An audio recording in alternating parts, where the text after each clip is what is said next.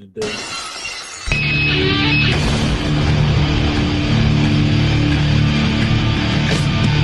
my life with the box in front of me. Taking talk in my arms is the soul of me. You walk by, ask to see me lay face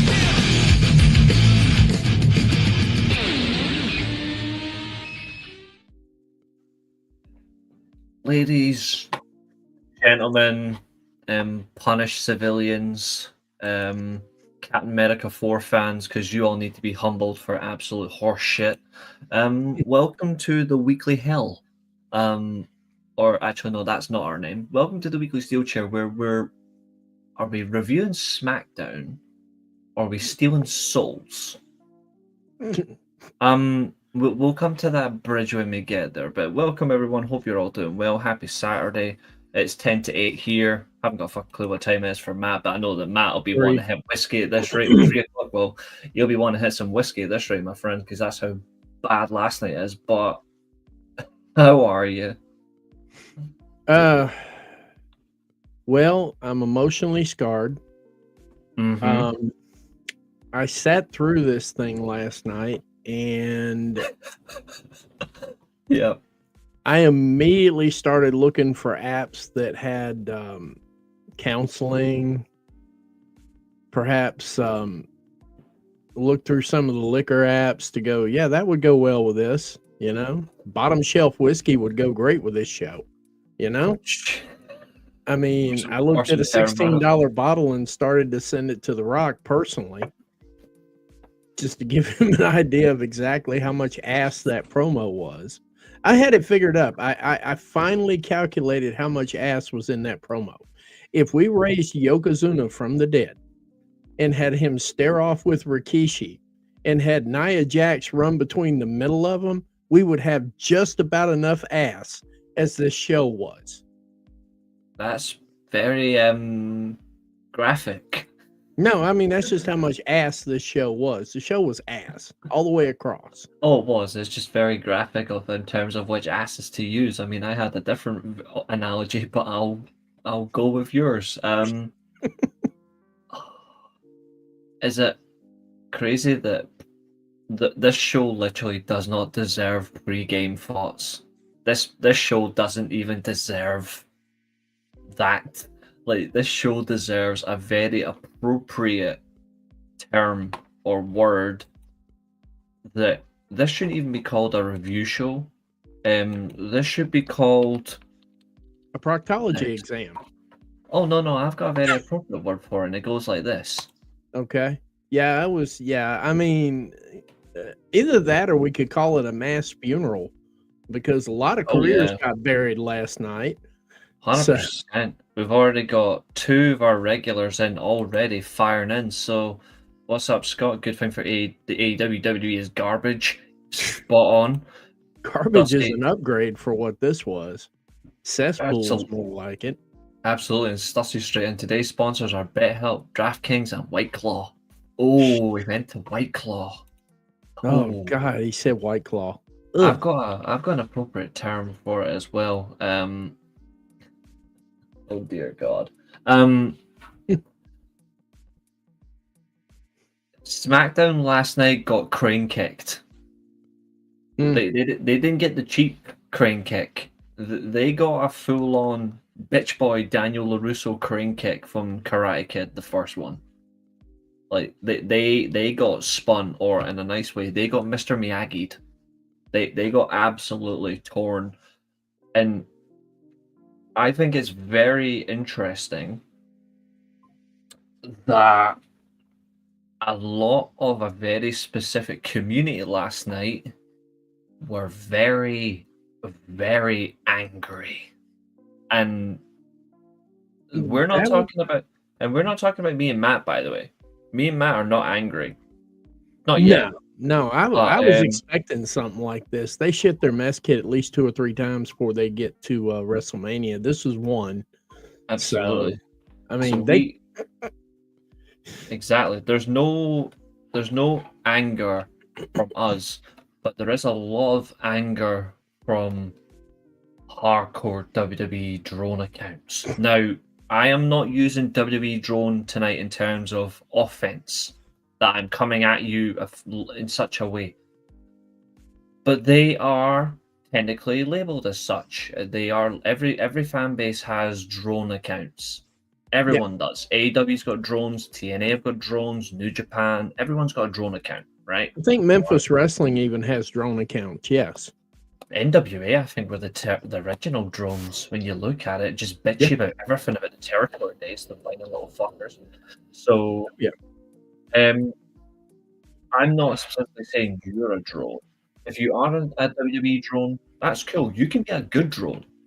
Like you actually could be a good drone that actually understands. But if you're a whiny drone that doesn't accept that some things can be criticized and solutions are offered to make it better, then this channel, his channel, is not for you. Because we cannot baptize you in safety of pro wrestling. However, those that do watch our channel specifically, mine and Matt's, the likes of Scott Steiner, he really needs to put some of these guys in a recliner. The likes of Stussy, Catherine, who's not here, but she'll probably pop up, Fletch. They all criticize what they like, but they also praise what they like. So we're very fair. Tonight, on the other hand, now, originally I was going to review just TNA and SmackDown, because I've watched both. I hadn't watched Ring of Honor, but I'm not going to do Ring of Honor and Injustice. So I'm going to watch Ring of Honor after this show.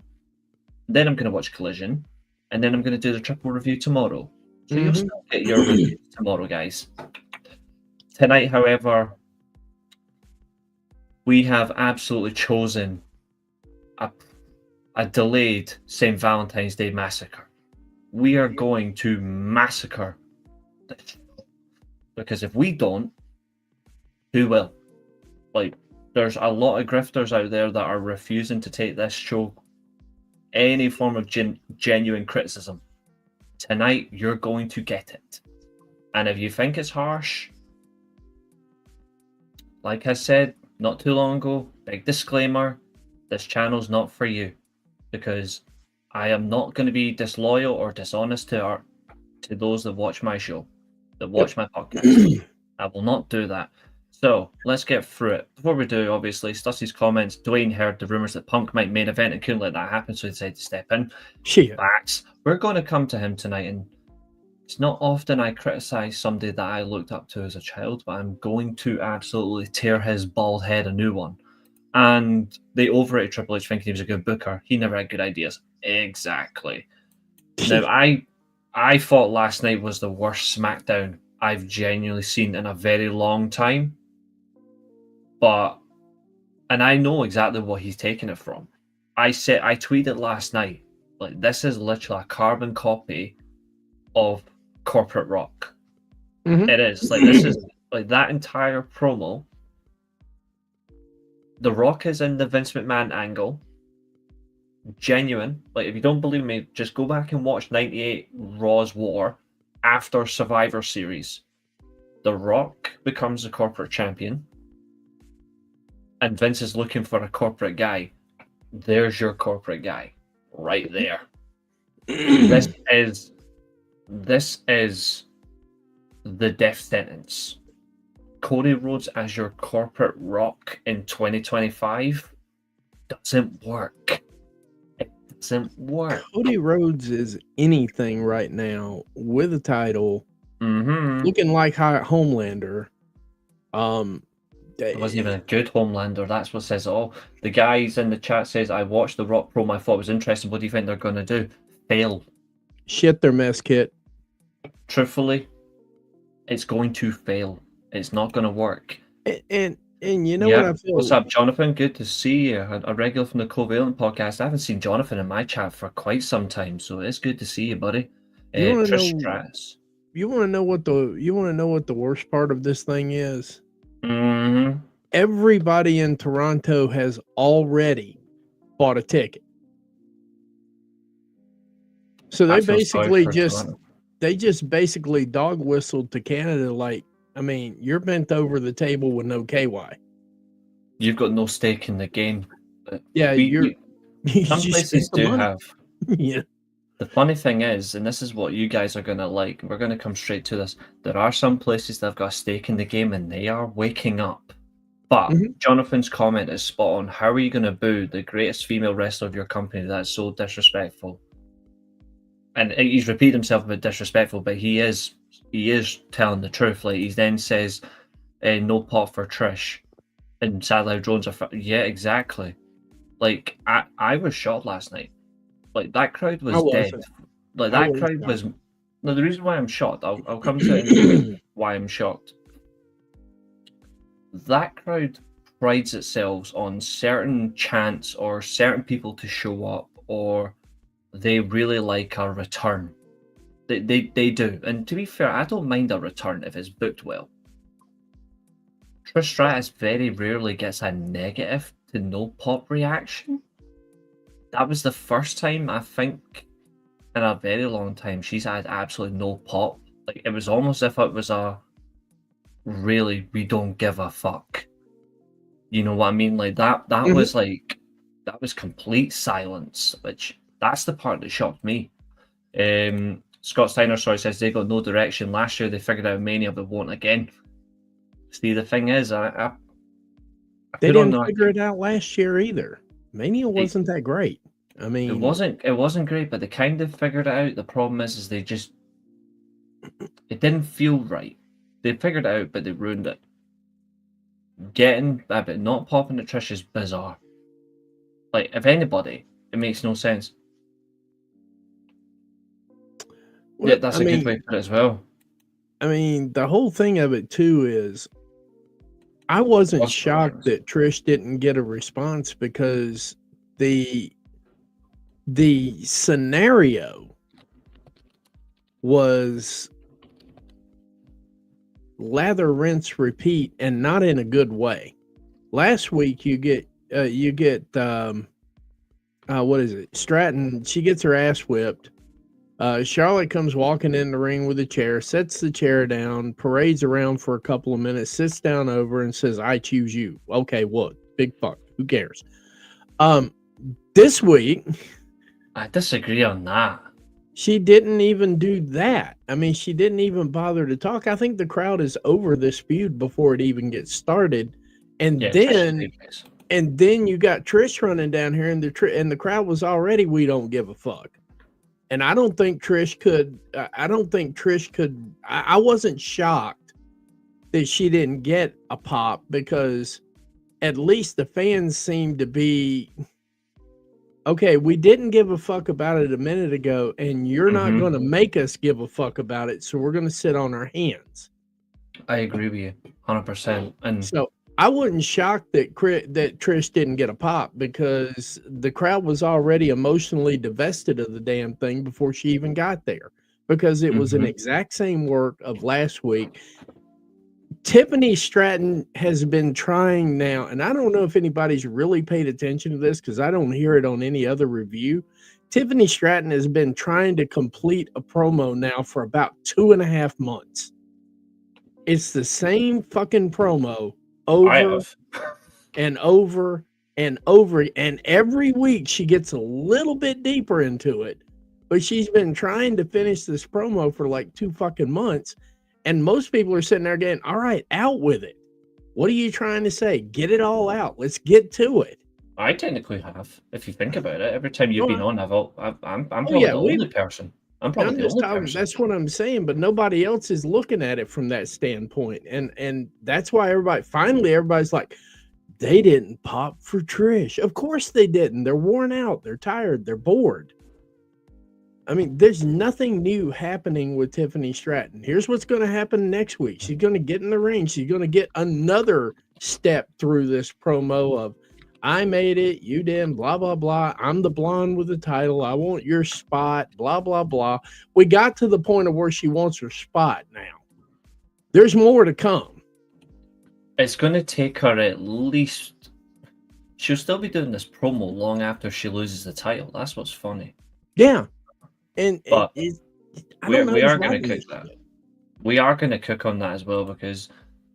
when I was listening to the Covalent guys last night, it was absolutely fucking hilarious. I burst out laughing last night with that whole promo. Who won the women's belt? Can Trish win the women's belt? Well, but last year, are you talking about last year? But last year's WrestleMania, it was Rhea defended it, and Bayley won it. Yeah. And it didn't last long. Nah. Yeah, no, it never does.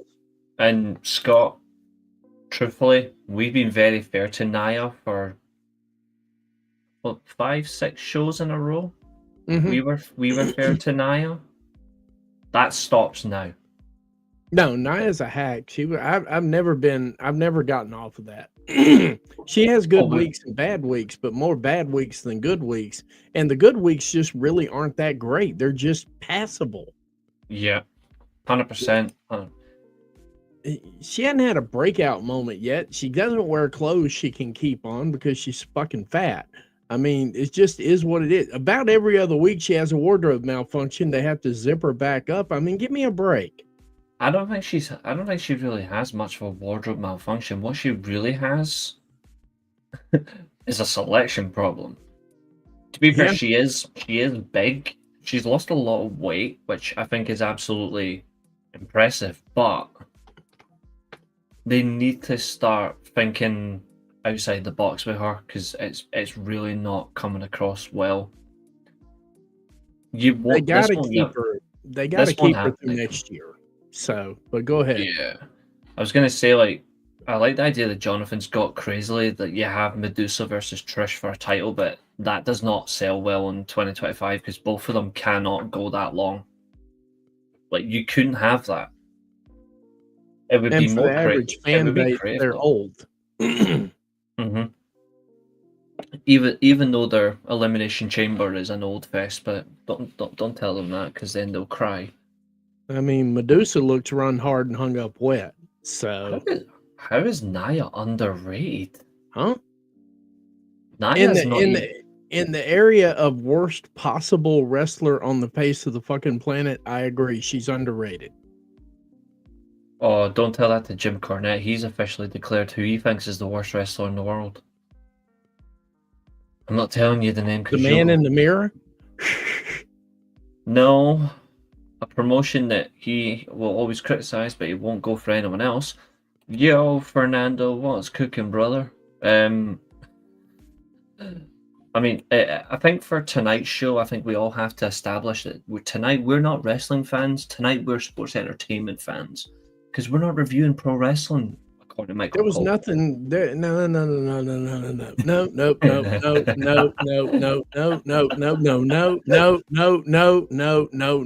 That was not sports, nor was it entertainment.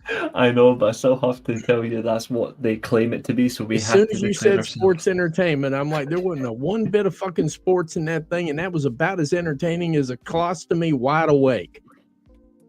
Oh, I know, but I'm saying if you want to do this, we have to actually. This is a more appropriate thing. It was a botch fest. It was a soulless. It was a soulless botch fest. Now, let's recap with Matthew's favorite thing when it comes to professional wrestling. People late to the arena. I thought that was your favorite. You texted me and said you were just totally waiting to see who the hell was going to show up. Yeah, late as hell. Don't put that shit on me. No. I'm totally waiting. I'm totally waiting for someone to turn up late and shake their ass, but it doesn't really work for me. It has to be somebody worth watching. But we get a few people turn up late. We have the entire fucking roster. Yep. We have on SmackDown advertised. We have Pretty Deadly challenging DIY for the tag team titles. We have Drew McIntyre versus Crunchy Nut Uso. We have a supposed 6-man tag main event that completely changed, and well, we know why. We were supposed to have Liv Morgan versus Naomi. We'll come to that as well. We got some things. No, we need to back up on that one. We weren't supposed to have Liv Morgan versus Naomi. We were supposed to have Liv Morgan and Raquel Rodriguez versus Naomi and Bianca Belair for the tag titles. That was already announced for Monday. That's already No. announced. That's the main event for Monday, and the women's Now title. it is. It was already advertised for Raw. It was It was advertised for Raw on advertised Monday. for Raw. Here it was advertised for- advertised for SmackDown last week. Really? It was Yeah, advertised. really. It was advertised for Monday Night Raw. This week coming from this past Monday, they announced that because they've got the women's Intercontinental title is also on Monday as well. Yeah, so we've got 2 title matches on Monday. Oh God, Netflix called them and said, "Get those numbers up, or you're fired." Absolutely. That's the conversation that was had over that. Kevin Nash specially while blowing his knees out. Now, to be fair, I actually I have a little bit of respect for Kevin Nash, even though some of his takes are bad. His mind has just never recovered. Like his mind has never recovered since the passing of his son. Like I don't think he'll ever be there again. Like, it's why I don't watch his podcast anymore. It's nothing against him as a person. It's you can tell that he isn't there. You know what I mean? Like, not in the it's the same with Arn Anderson. Like, you can't watch him in the same way now because of what happened to him with his son. Like, it's not that they're bad people or they're bad podcasters. It's their perception is totally different now because of trauma, and it's horrible. Like, it really is. If Cena wins the Chamber, Cody's totally turned heel and Rock and has joined the Rock to become his champion. We're going to get to that, but you're also kind of wrong.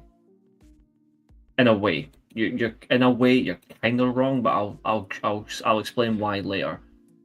The best thing for Trish to do is just go and be an absolute stunning model again. Yeah.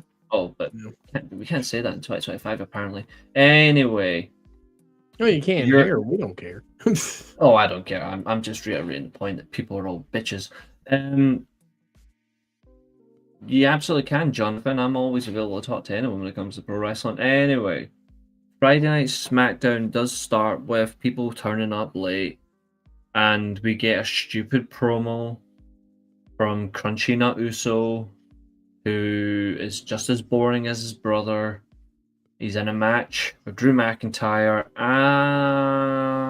and Fatal Blow #1 is about to already come into effect. Because championship #1 on the line.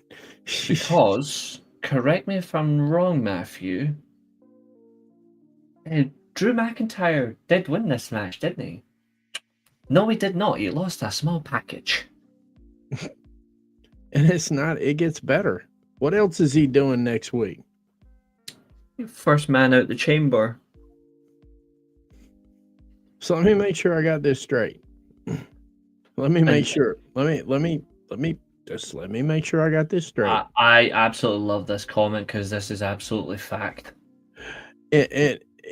You spent all of this investment getting him off of Raw down to SmackDown. Oh dear God! God! Just stop. Give it up. Get a pill. Take a Xanax. Do something to get over whatever that is you got. Nia can't lace Mercedes' boots right now. Nia can't lace anybody's boots. Nia was good a while ago. If you actually go back and look at the last 3-4 reviews, I've been very fair. Last night was the worst she's been since she came back. And at least she's not hurting anybody. I'll leave it at that. At least she doesn't hurt anybody. Last night she nearly did, but we'll get to that. No, there was no chance of that happening. The only person she could have hurt was herself. But I mean, the thing that I'm trying to wrap my mind around here is you got Drew McIntyre drug all the way down to SmackDown. I don't know what the reasoning behind that is because I know that probably pissed Netflix off. So they get him down there. They get him down there. And they get him in the roster and they start working him up. They give him a chamber shot to get him back on there and then feed him to Jimmy Uso, who has found all of the weight that Nia Jax lost. Every single pound that Nia Jax lost, he found every damn one of them and ate them up like Pac-Man in a Turbo series. This is the 38th time Drew McIntyre has been in the ring with Jim Uso, and it's the first time singles action. Mm-hmm. I wouldn't doubt that. I wouldn't doubt that at all. And you had First of all, this is a guy that you've put, as you've correctly said, this is a guy that you're putting inside the Elimination Chamber. And then you decide just to have him lose to a roll-up. Here's the thing, if you're going to have him lose to a roll-up and then have a little bitch fit after the match, which was actually a really bad post-match segment because it never worked either, why put him in the chamber anyway? What's the point if you're going to have him eat a horrible defeat like that?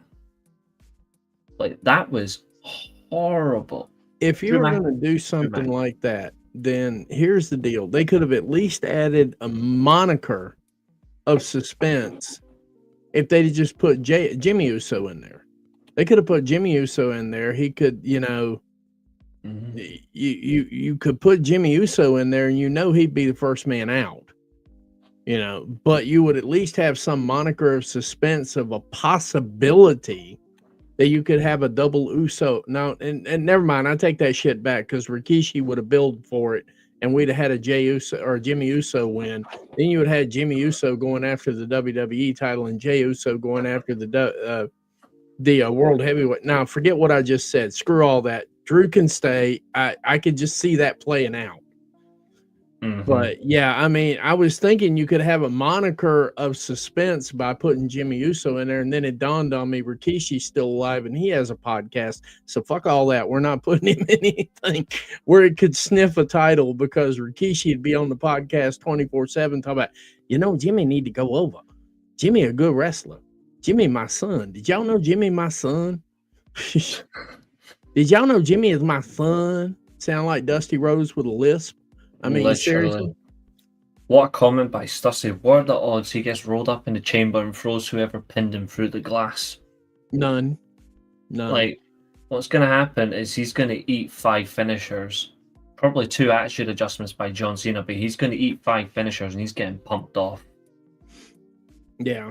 And I don't know why anybody thinks John Cena is not winning this thing. They're setting it up perfectly, and now everybody's still saying, oh, CM Punk could win. Now, CM Punk ain't going to win. CM Punk ain't going to be nowhere near a main event.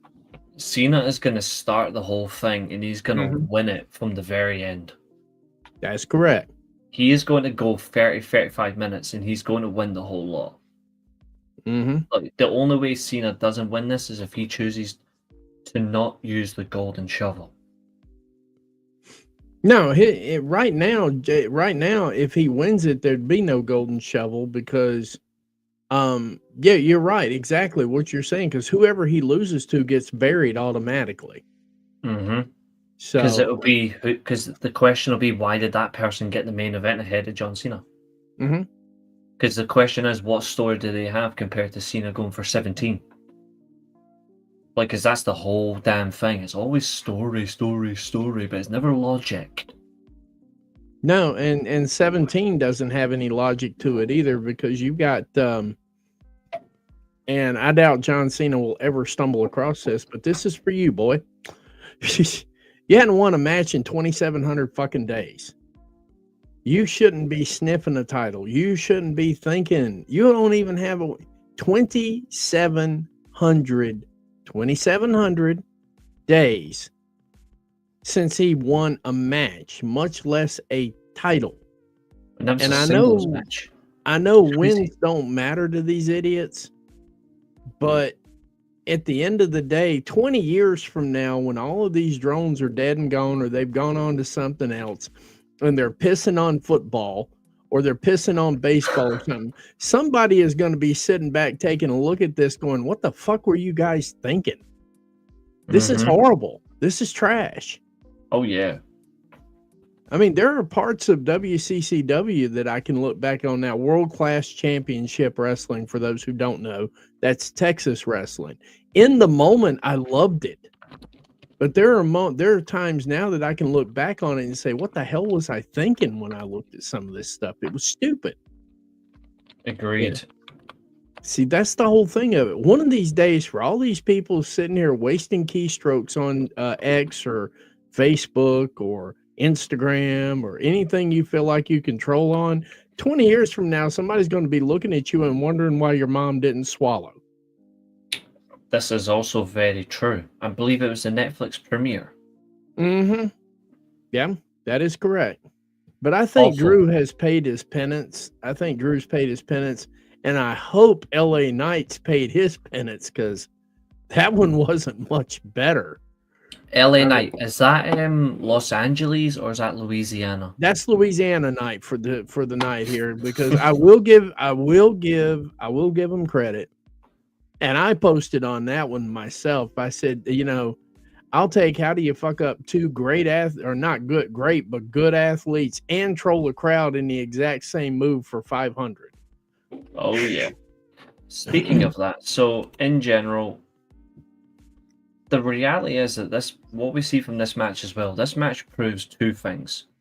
One, it proves that it actually does prove that the ending is stupid. But this match proves that Jimmy Uso actually is, despite some similarities in terms of moveset, he's actually a better worker than Jay. And it also shows the consistency that Drew McIntyre has. But you cannot have any form of good consistency if you're actually on momentum going to a big pay-per-view where you're in the main event and it's robbed from you by a stupid roll-up. And people are going to say, oh, Australia, small package. Yeah, that was a different context. This is totally different. This is horrible. This is the worst way to put any form of respect on Drew McIntyre's name. And if you're a fan of Drew McIntyre like I am, and I am, you feel sorry for him the way he was put in last night, but you don't feel sorry for him because he had a choice to make and he made the wrong one. So, simply put, Drew, you got fed to the worst wolf last night. You got fed to the absolute worst wolf. And when it comes to the Elimination Chamber,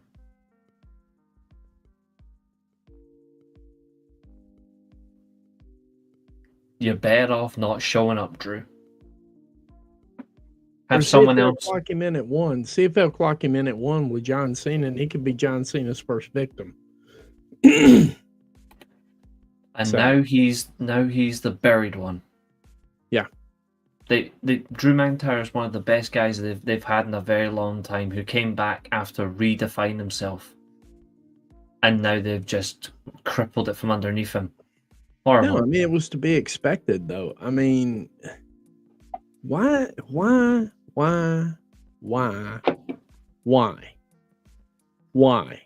This is a natural guy as well. Does anybody, why does anybody think WWE is going to bring somebody back in who bet on themselves, got over organically?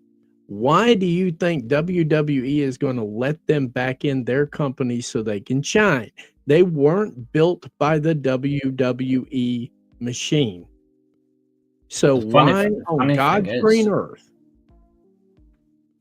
I was going to say, the funny thing is Drew is built by the machine. The difference is he went out and completely changed the machine. Right. That's what I'm saying. He went out, he got over organically with his own shit. It got big and then came back. Why do you think that WWE is going to let him get much further than he is right now?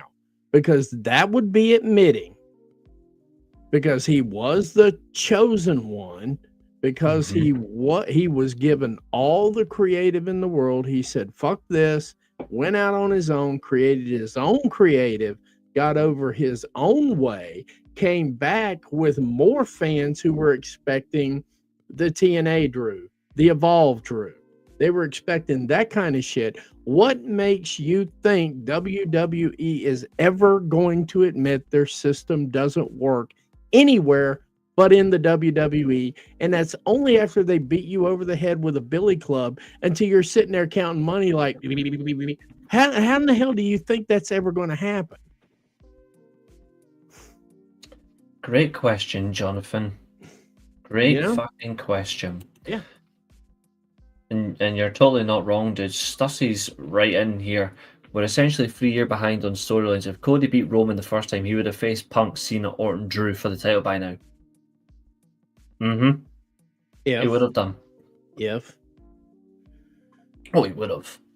I know. I'm just saying, if he had done that, if Triple H and Cody hadn't sat down and watched the 2 years of Starrcade and went, hey, we can fuck that all up. We wouldn't be in this position. Bingo. Yeah, they don't have to push him, and they don't have to admit this is the important thing. If Drew had just sat out and not done anything and come back signed and let the machine continue pushing him in the way they were pushing him, he'd be over by now. Mm-hmm. But the thing about it is, WWE is never going to admit that anybody but them does it better than them. It's never going to happen. So Miro's coming back. He's going to get buried. Ricky Starks. They're not going to give Ricky Starks anything. They're going to give him an ROI push for about 6 months, and then he's going to be back of the line because WWE will never admit that somebody else does anything better than them. Mm-hmm. And if they push him and title him and belt him up, the AJ Styles shit is gone, guys. Get over it. Because Vince was at least cool enough to suck up his own pride and do what's best for business most of the time. Triple H don't even have that, okay? I mean, it says a lot. It was actually Vince McMahon's idea to make Styles champion for over a year. Exactly, because he saw the writing on the wall. He's like, it doesn't matter what I do to this guy, he gets over. So I better put a title on him and make some fucking money. Triple H doesn't have an original story yet. Right. This is not an original story. None of this is original. Now, Vince McMahon is evil incarnate. 100%. Vince McMahon is evil. Vince McMahon is genuinely evil incarnate. But hang on. Triple H is better than Vince at telling stories? I tell you why Vince is not better than Triple H at telling stories. Because no way in shape or form would Vince allow The Rock to use the word stealing souls. No, he wouldn't have that. That's Undertaker shit. He wouldn't let gimmick infringement. Yeah, that's gimmick infringement right there. He wouldn't let The Rock get within 100 miles of that. Especially not for The Undertaker. Those rematches are going to burn fast on him, trust me. The worst thing about it as well, we will be coming to the Rock situation, by the way, that went way too far. We will be coming to that later on, but we do need to get through this as well. Obviously, the 6-man main event was scrapped because Nick Aldis was told to tell Cody that you're not in the match because somebody wants to see you. Well, we all pretty much knew who that was. But anyway, we have Melodome Bow Wow Miz, I should say, teaming up against a Louisiana legend and a man on day release. Because that's all I'm ever going to call R-Truth now. Ron Killings, you're officially dead to me from now on. I'm just going to call you day release. So that's what you are. And that backstage segment was absolutely cringe. If you thought this was funny, if you think R-Truth is funny, you also need to be sectioned. He is not funny anymore. Like, this is actually embarrassing. This guy at one point was the best black wrestler in the planet. He was the NWA World Champion when the NWA meant something. 2002 to 2008, R-Truth was literally the best black wrestler you could argue against, because obviously The Rock is only he's only black when he wants to be. He prefers to be Samoan. But if you actually look in general, from that period of time, the only wrestler at the time that you could say that's black that was actually on Ron Killings' level was probably Jay Lethal. Yeah, I don't think there was, because Ron Simmons, to be fair, like, if Ron Simmons had been 5-6 years younger, I would have said Ron Simmons. Booker T, he fizzled out. Booker T was a clown then. No. But 2 years before that, 100%. Booker T, 91 to 2003, 2004, Booker T was phenomenal. But after that, aside from one good year of King Booker, the rest of it felt flat, and he didn't. The TNA run was worthless. He only had one good moment in TNA, and that was the match when he put himself over as the announcer when he was doing the match itself, which is still to this day fantastic. But in terms of pure black wrestlers, R-Truth, well, Von Killings in NWA, TMA, and TNA, he was ahead of everybody. That guy was pure dynamic. Now he's a washed-up has-been who relies on making stupid jokes that doesn't get him anywhere. No, it doesn't. And it's a damn shame, because I was a fan of his. Stussy, I wanted to get this comment before we reviewed this horrible tag match. My pitch for Aleister Black dethroning Cody for the title falls apart when you consider the WWE would be acknowledging continuing the AEW storyline. I see. That's true. But they would refuse to admit it as well. Now, see, I think Aleister Black or Malachi Black or whatever they're going to call him when he gets there. I think he'll be the same. I think he'll be Aleister Black, same as before. Yeah, I think he'll be in a lot better shape than Drew was, because for the last 6 to 9 months, he actually hampered AEW creative. He actually kept people in the mud, and I think WWE will give him something for that. Because they'll say he towed the company line and so on and so forth, and they'll give him a push. And plus, they want to keep Zelina Vega. They don't want her to go anywhere.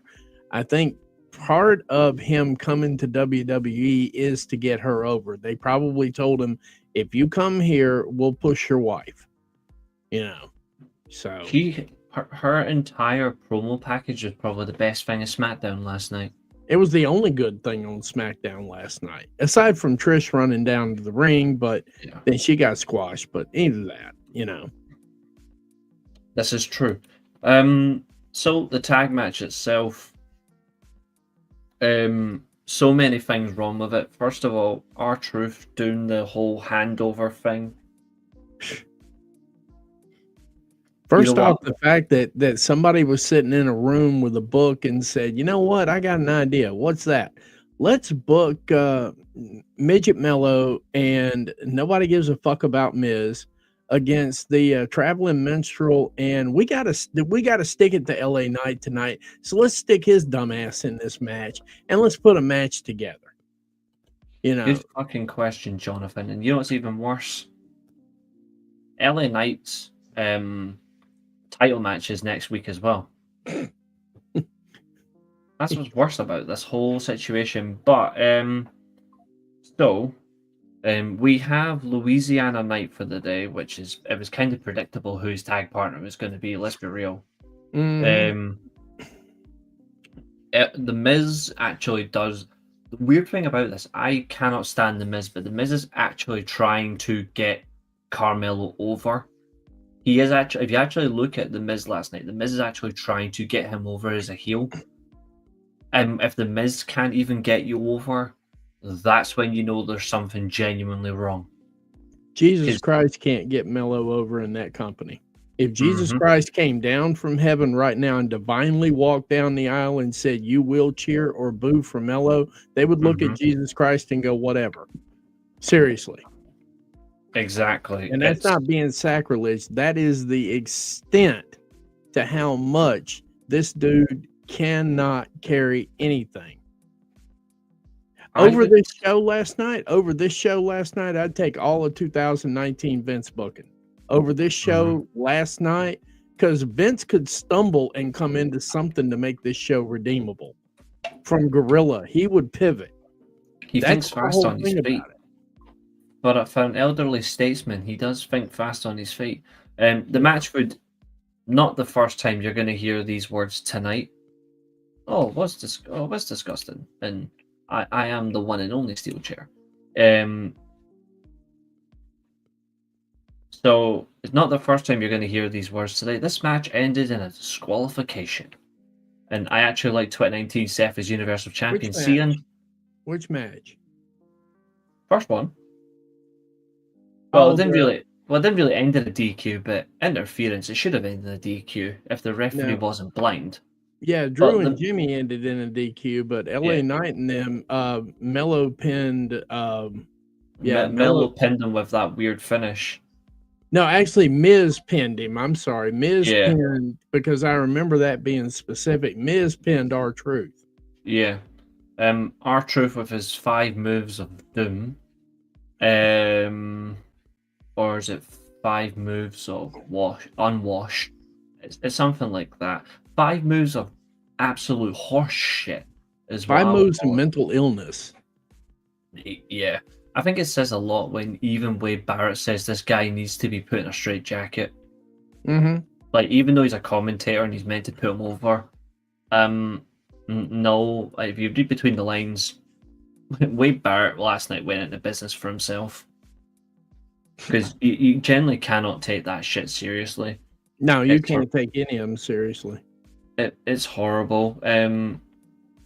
We get nothing in that way. Jonathan, there's no point constantly reiterating about Trish Stratus, dude.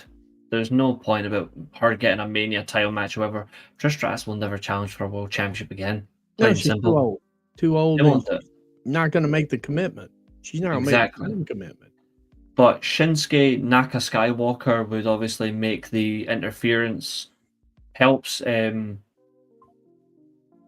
midget and the most boring man on earth. How he's got Reece as a wife, I will never know. There's got to be a lot of money involved. I don't know.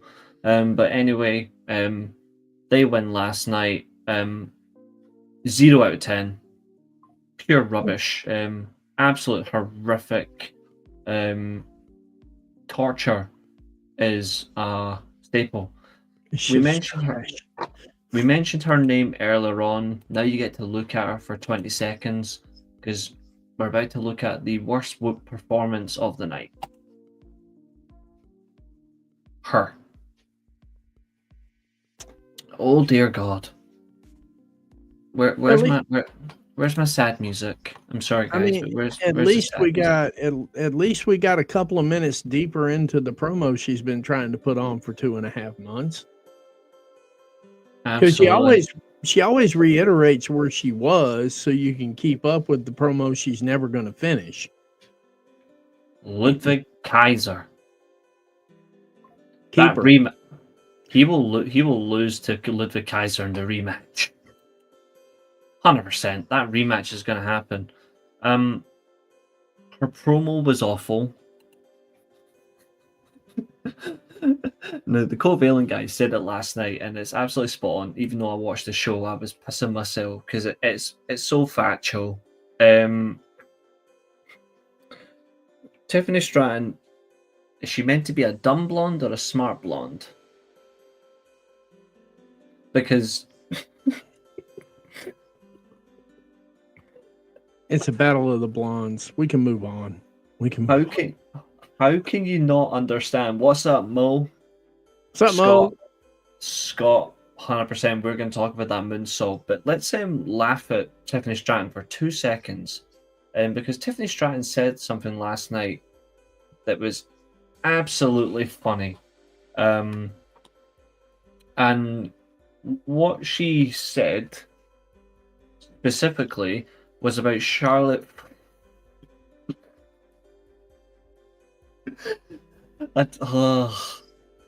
Charlotte Flair's position. She's not coming for her legacy, but she's coming for her spot as the top girl. I'm not coming for your spot. I'm coming for your spot. Oh dear God. Oh, she's as dumb as she is stupid. That's basically it. Mo, we're massacring it. What's up, Stampede? What's up, Stampede? Stamp, what's up, buddy?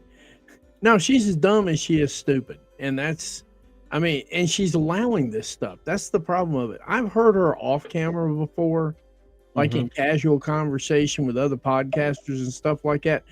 Yeah. She reminds me a lot of Maria Kanellis. Maria Kanellis was, no. It's not a bad comparison.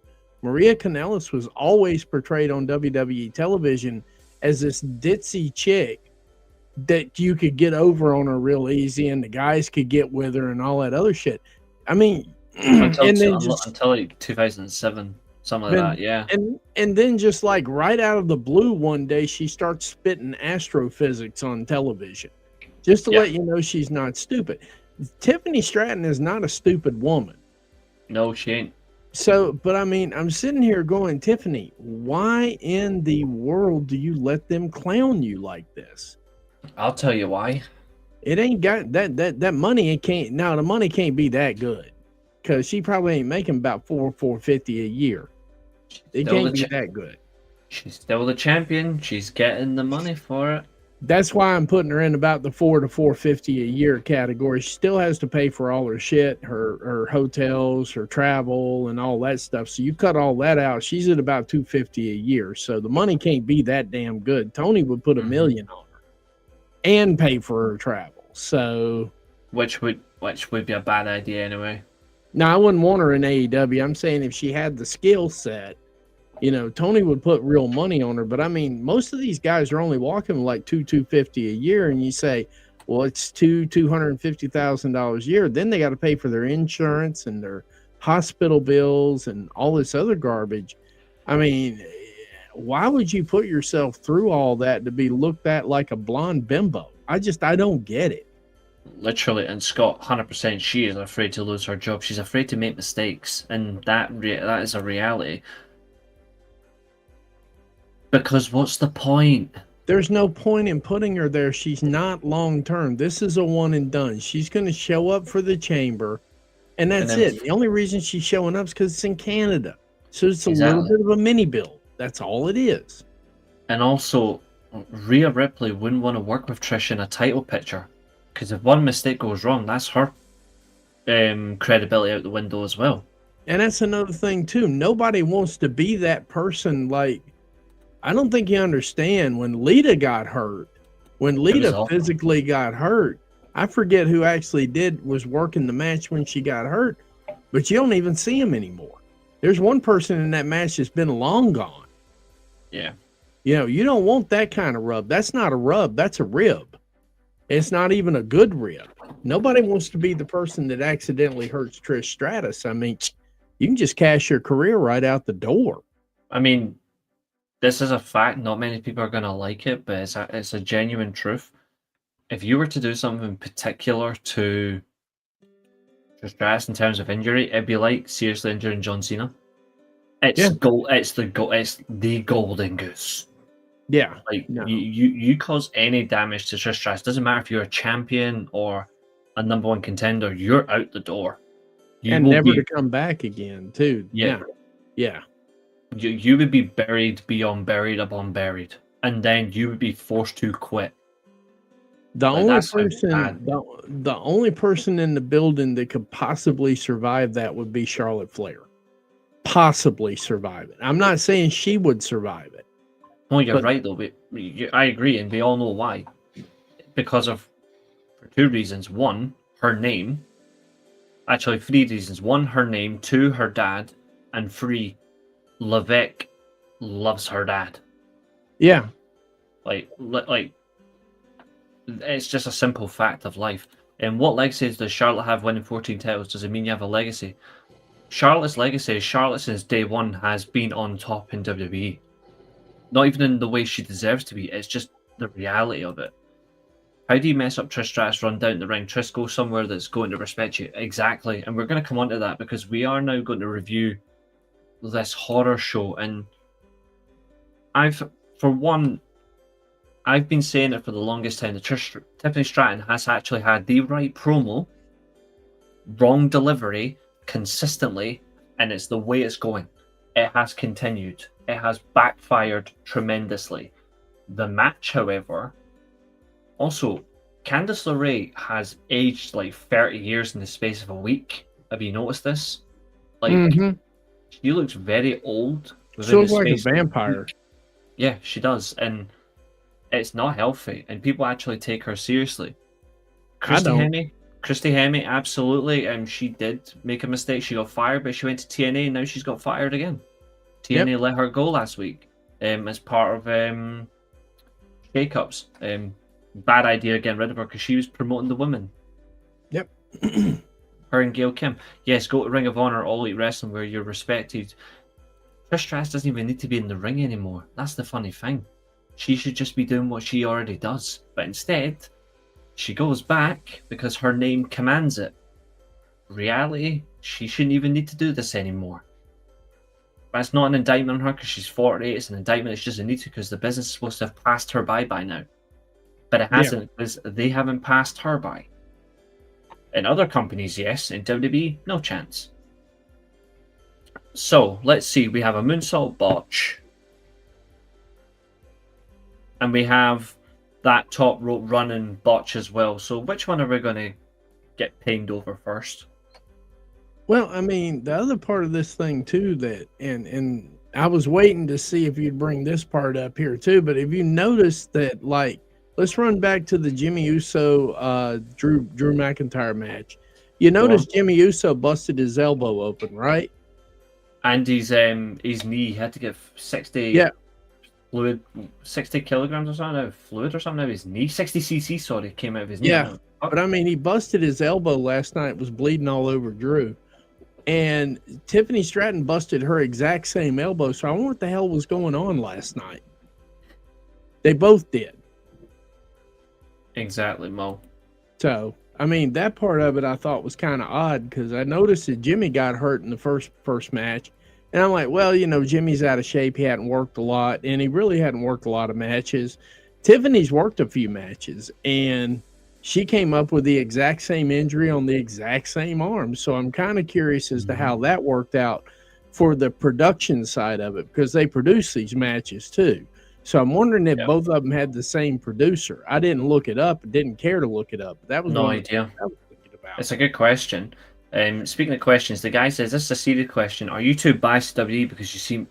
Are you too biased to WWE because you seem to praise AEW a lot, not mean a smart-ass way? No, that's okay to ask it, and I'll answer your question openly and honestly. I'm not too biased to either company, but what I will say is, no matter what company I'm watching, I know what I like in pro wrestling and what I don't like.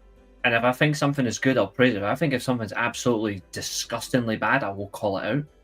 So, in retrospect, TNA this week, I haven't even reviewed that. That's coming tomorrow. Just wait to hear what I say about TNA tomorrow. Then you'll see.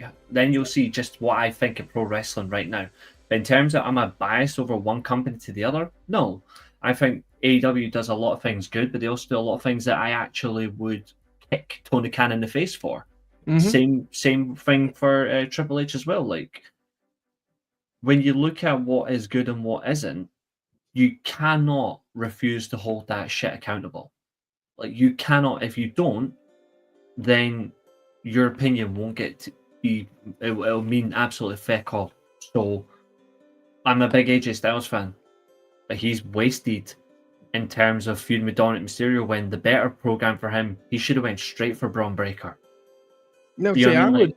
No, just too many words for this crap. It's a fact of life. I know, but it's just too long of a sentence for this crap. So I got a question for you. What exactly has Nia Jax done better than Mercedes? You brought it up. Talk to me. Give me one thing Nia Jax has done better than Mercedes. Give me one more promotion that likes Nia Jax. I got 9 that like Mercedes. So obviously she's not stumbling through this shit. This is reality. This is what pays the bills. And you're sitting there trying to tell me with a straight face 12 comments ago that Nia Jax is much better than Mercedes, way more improved. Name the other company that's looking for Nia Jax. And call me biased while you're at it. See, that's a bullshit cop-out. I'll just tell you straight to your face. He'll go long-winded about it. I'll tell you straight to your face. That's a bullshit cop-out. Great comments, guys. Yous are fucking cooking tonight, honestly. And Scott Steiner, this is the most honest comment about AJ Styles I've seen in the podcast in some time. I will tell you something right now. AEW had a horrible run in the complete middle of last year. AEW had an absolute horrible run. Their pay-per-views were great. Their weekly episodic television sucked. Some parts of Double or Nothing weren't that great. But they had a horrible set of shows. They had a horrible set of shows for like 6 months in the middle part of last year where everything was just like, I want more. What's going on? Why are we getting here? Fact. But I mean, get serious here. I mean, oh yeah, no, you're spot on. You're absolutely spot on, and you're completely. Rusty is absolutely correct. You are crooking. And just to answer Mo's question, Mercedes has hurt someone, yes, by accident. Yeah, she hurt Willow by accident. She hurt Willow a couple of years ago. She hurt We'll Willow. we'll make it two then. Saraya. Yeah, she hurt Saraya back when she was in WWE, and she hurt Willow, and Willow got her lick back in. I mean, that was pretty much it. That's why the ankle got twisted. Willow got her lick back in. That's basically it. But no, AEW put out some crappy ass programming last year. They started off on fire this year. And this is his contract will expire, yeah. But the thing is, Styles will either re-sign for a bit or he'll go TNA, and then you'll look on the indie scenes for a bit. But no, seriously, when somebody says, why am I biased towards one thing or not another, I'm not biased towards it. This show last night was an insult to my intelligence. It was an insult to professional wrestling. Not one fucking thing went right on that whole fucking show last night. Mm-hmm. The only thing that was decent that I would have been praising here in a few minutes was the Zelina Vega thing. The Zelina Vega spot was really nice. It was well produced. They did good with it. They're putting her over, and I'm wondering if they shit the whole show up to make it look that much better at this point.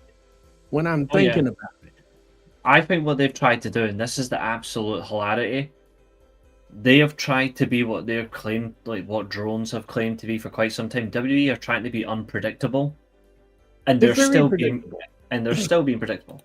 They're still predictable. But she hasn't though. Like this is. No, she hasn't. She hasn't. Like the Nia absolutely. I'll tell you exactly what's going to happen. Let me cook for one more minute. Here's exactly what's going to happen before the end of this year. Mark it down, bookmark this, save this video, clip it. I don't give a fuck. Nia Jax is going to blow both of her fucking knees out. Her finishing move is stupid for a woman of her size. She needs to come up with something better. This notion of every time I finish you, I got to jump off the top rope, land straight on my knees. Both of her knees are going to blow out. Some kid's going to have traumatic issues. Again. That's what's going to happen. She's not improved. I thought she was improved, and she did improve for a little while. First half of last year, I was sitting there thinking, damn, Nia Jax is really coming around. This is some good shit. And look at her She just kept getting sloppier and sloppier, and now we're back to the old Nia Jax. And look at her title reign as well. Like her title reign is an indictment of that. Like her title reign showed that she was actually willing to get better. Like she was actually making an effort. The problem is, I think last night, I don't know if anyone else has said this. You can correct me if I'm wrong, because I don't think the Covalent guy said this last night. So, Mo, maybe you can correct me as well, because my memory when it comes to what people say is usually great, but this one's just on my mind. Nia Jax, for all the good work she's put in recently to establish herself as a heel, like a dominant heel, last night she almost took her position for granted because she thinks she's got enough in the bank to make a mistake and nothing will go wrong for her, if you know what I mean. Mm-hmm.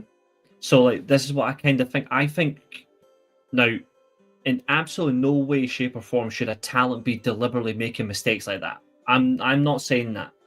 But what I'm saying is, I think last night, when you look at the moonsault position and that botch for the moonsault, that's strike one. That was a hit job right there, by the way. That was a hit job in case you missed it. Go ahead. That absolutely was to fuck over Tiffany Stratton in the worst way. That's her fucked over now for quite a while. So there's strike one. Strike two was her ring timing for the end section of the match when she's meant to be interfering successfully when Charlotte's even there and she fails that. Her timing's off. And then the third one, she sandbags her banzai drop on two women who actually would have been okay if she had just done it. Now, go ahead.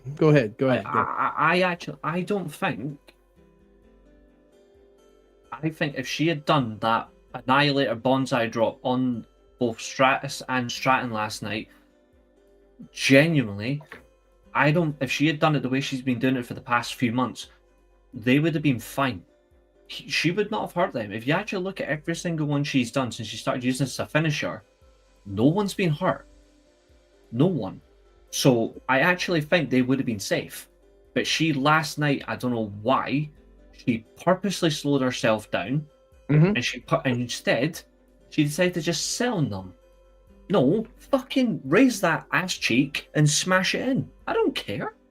No, It was here's the part where I don't totally agree with you on that, because if it had been one or the other, yes, because you had enough room for error that if something goes wrong in the middle of that, the talent could move and save themselves. potentially. Yeah, no, I mean they could. I mean, you could see the way she normally does that. She knees first or feet first, Mhm. lean backwards, and you've got a whole second and a half to think about what's going on, take a look at what's going on around you, and know whether you need to make a move. When she stacked them up on top of each other, every time she does shit like that, the first thought that comes to my mind is, if her knees blow out, that's 400 pounds coming down on you at 16 miles an hour. It's No, going to break listen. ribs. You're about 330 now. Well, 320, 330. 330. Yeah, Still, she's lost a lot of weight, yeah. 330. Tiffany Stratton's a buck what? Buck 42, buck 45 tops. Maybe, I don't know. Depending on And how much airbag. I mean, Trish Stratus is a buck 12 soaking wet. Not So 300 pounds on top of that. No, I always worry about it when she does those. And we were just talking earlier about you don't want to be the person that hurt Trish Stratus. If her knees had buckled out from under her, she'd have smashed both of them. Yeah, so I don't disagree with you in that shape or form. I don't disagree. I think you're right. But when you actually look at how she's been with that move ever since, she's been good with it for the most part. But Yeah. it still scares the shit out of me every time. I think it was an unwise decision to have her do both. I think she should have done one and then thrown the other at the ring and then do the other one. Yeah. You know what I mean? Like, I would have done one then the other. Like, really stamp some authority. But whoever made her do that decision last night is probably the same person who told her to do a Hurricane Rana. Like, that's just the shit that sums them up. You know what I mean? But Mo was right. Her job is safe. Like, this is the thing. You should be afraid to lose your job. Wow. Now, Awesome Kong was 272 pounds. There's no way Naya's lighter than Awesome Kong. Yeah, no, she's not lighter than Awesome Kong. No, I don't believe that at all. Can't be. She's got rolls on top of rolls. Give me a break. She's either the same weight as Awesome Kong or she's heavier. There's no way she's lighter than Awesome Kong. She can't be. Awesome Kong in her prime was 272 pounds. Yeah. Sorry, I'll rephrase that. 272.75 pounds, as they always announced it on Impact back in the day. Exactly. I mean, yeah, but it's just, yeah, that was vicious. Yeah, I mean that's the whole thing about it. But no, I mean she had improved last year. But when they took that title off of her, she don't give a fuck anymore. And if y'all can't figure that out, I got nothing for you. It's not that her timing's off. It's not any of that. They took the title off of her and she legitimately does not give a fuck. Yeah, she honestly has went. They've more or less went, you know what, we had you in the top spot. We've decided to go with blonde versus blonde at WrestleMania, so you're going to lose your title on a stupid cash-in. If that was Nia Jax, I would have went, no. I would have been like, no, because she's not ready for this. And I agree, James. I'd be amazed if she's less than Awesome Kong, because Awesome Kong right now is still 265. Yeah, I'd be shocked about that. Yeah, there's just no, that ain't happening. And that's 265 with slow moving legs. The problem with W. Jones is they don't want their favorite company called out. Exactly. Like, but AEW fans take it when their company's called out. Some of them don't because they're drones. Yeah, they have AEW drones too, but I mean, she's pure pushing. Exactly, she's pushing 300 easily. I thought she was pushing closer to 400, but I could be off with my eyes on that. I did for like the better part of the first half of last year, all the way up till about 3 months, about three and a half months ago. I was like, wow, I'm really enjoying this. And even Covalent TV was praising her. Everybody was praising her. Yeah, But as took soon me a as long time. you take that title off of her, she acts like a fucking 2-year-old kid now. Like, you got to have the title all the time? No. I mean, y'all only got like now you got the mid-card titles, but at the time, it's like you had the world title and the world tag team titles, and a lot of women that were popular. Now we're going to get an answer on something very interesting. I've asked Mo a serious question as well. I want to know what they've built Tamina as. Because when you look at another heavy woman, she's another one. Yeah, that's the reality of it. I also concur with something that the Covalent guy said as well last night. That's absolutely true. The attempt on that arm drag that backfired was genuinely terrifying to watch. Like, that was terrifying to watch. That attempted arm drag when she slipped on the ring apron. Yeah, that scared the shit out of me. Yeah, I don't want to see that for anybody. And WWE need to realistically be careful what they're doing. I mean, they've just had JD McDonough nearly end his career.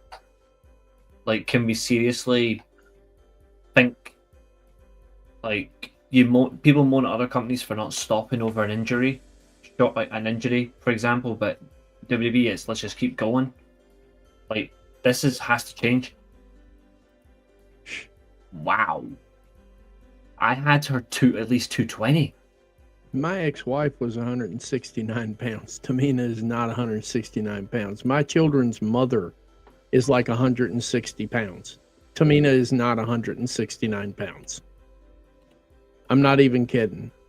And she's a good 160. She was packed correctly, the whole 9 yards. She looked good, don't get me wrong. But I know 160 pounds when I see it. And no, she ain't that. Trust me. I have something just for you guys for Nia Jax right now. This is where Nia Jax is in terms of when we try to take her seriously, this is what we get instead. Oh god. Yeah, I can't take her seriously right now. I need her to grow Not the hell anymore. back up. That's just basically it. I need her to grow the hell back up. Now, ladies and gentlemen, it's now time for us to, quote unquote, steal your soul. No, wait a minute. You forgot to get on her level. Oh, do I have to? No, we don't have to. Go to the soul stealing shit. Well, long story short, Charlotte Flair, twat promo, as per usual. But let's steal some souls. Oh, God. First And of all... I was walking around the house the other day, and I saw a dog. And I was walking around the house the other day, and I saw a cat. Yeah. And I was walking around the house the other day, and I was looking at my kids. And I was walking around the house the other day, and I thought, wow, that wall needs some painting. By the way, I want you to be my champion. Reece, I want you to be my champion.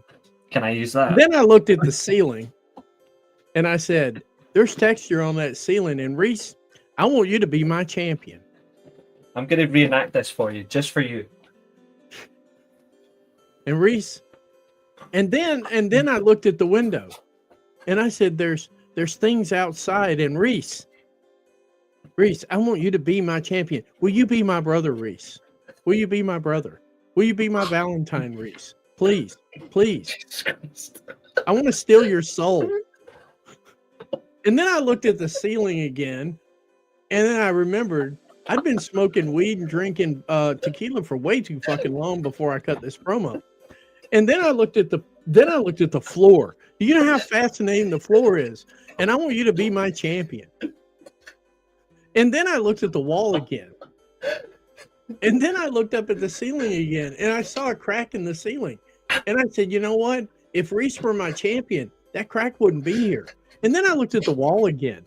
And then I'm going to steal your fucking soul. I want your soul, man.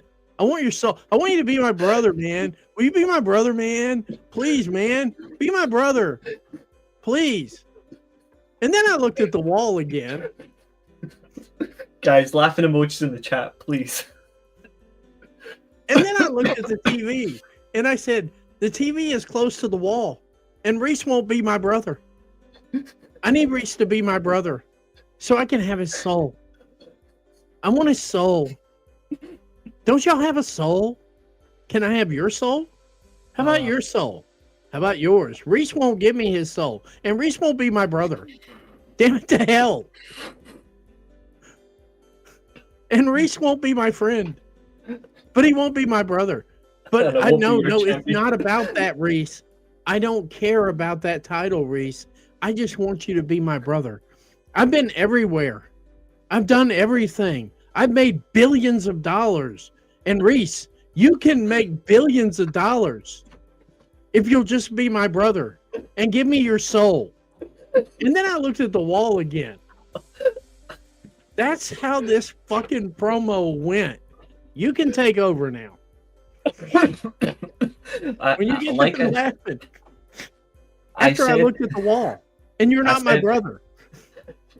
I said before we went live that I've got a very appropriate meme for this promo. And guys, this is the meme.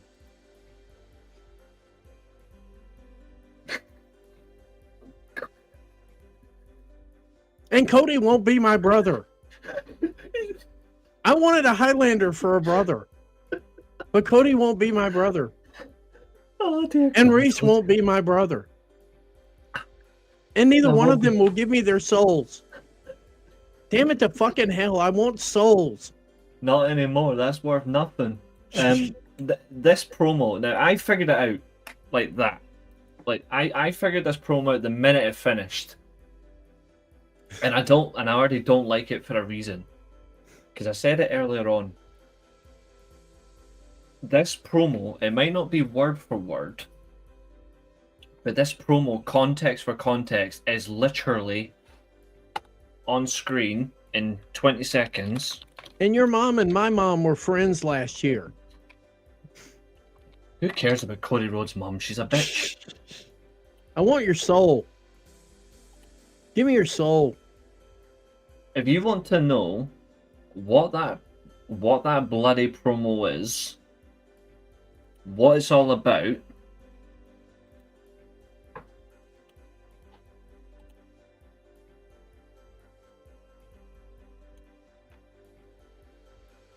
that's what his promo was all about. Oh yeah. It is. He is now him, and him is meant to be Cody. This is the corporation version 2. Give me your soul. Oh yeah. The problem is it just doesn't work. Like that type of character doesn't work in 2025 because guess what? Everybody nowadays in a corporate landscape, everybody has that sort of feeling. Mm-hmm. No, that gimmick doesn't get over anymore. And everybody eats souls like Fruity Pebbles, so you know. Exactly. A corporate champion doesn't work.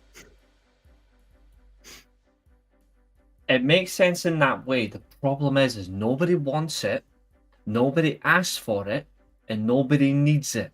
And you could tell that you could tell that they were time filling with this shit. The entire point of the promo is he wanted Cody Rhodes to give it up. He wanted to get to that point of it. Mama Rhodes and Mama Rock, who gives a fuck? What he was doing, who gives a fuck? Who does this? I mean, it's not good. It's not good. This promo was awful. This is arguably, actually it is, because when it comes to The Rock, I'm the authority on The Rock's career pretty much.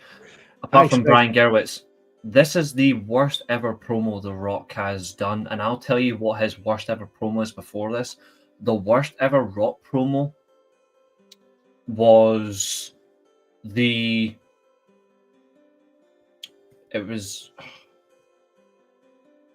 not about I will tell you, while you're thinking about this, this is my Honestly, the worst ever promo is when he came back to the Team Rhodes Scholars. Ironically, Cody Rhodes was in that faction, and he was telling them about what happens when you have a bag full of minerals in its lowest form. You get rock bottom. That promo was crap, and but that we was. saw. Go ahead. I'm sorry. Go ahead. No, it's fine. That was 11 years ago. That was the last that was his worst promo. That was 11 years ago. It was horrible. It has nothing for it. And the reality of it is as well, he's correct by one thing. He is on the board for TKO. And all of this can be yours, Reece. Oh yeah, I could have just be my brother. I can have billions of dollars. But I will say this: The Rock successfully did one thing last night. He went from the jabroni beating, pie eating, trailblazing, yada yada yada, to the jabroni sucking, pie fucking, absolute biggest moron on the entire show last night. And you could clearly see. And here's where John Cena busted him years ago. And this is something you should have known. John Cena called him out, pissed him off. It's the truth. Rock used to keep his notes on his hand. Oh, yeah, everyone knows his hand. He used to have his talking points in the palm of his hand. And you kept seeing him doing stuff like this, and they weren't there because I'd already seen his hands. Because usually you can tell how long a Rock promo is by how many dots are on his hands. There were none there. And so when he walked into this promo, I'm like, this is either going to be really good or it's going to be a fucking train wreck. And it was an absolute train wreck. I think as well, when you look at when he done that promo as well, that was his first TV promo I think it was his first TV promo in like 7 years or something, that one, when he had it written on his hand as well. And yeah. And you know what, to be fair, when you look at it, it's okay. I'm all right with that. Yeah, I'm fine with that. And it led to something actually important. It led to generations colliding. Correct. I mean, there's nothing. I'm not shitting on that whole notion. Me neither. I liked it. Yeah, when he did like this to everybody, when he started waving, then he waved with the other hand, there was nothing there. And like, if you go back and watch a lot of his videos, when he waves out there, if you pull in and you zoom into it, his notes are right there, usually on his right hand.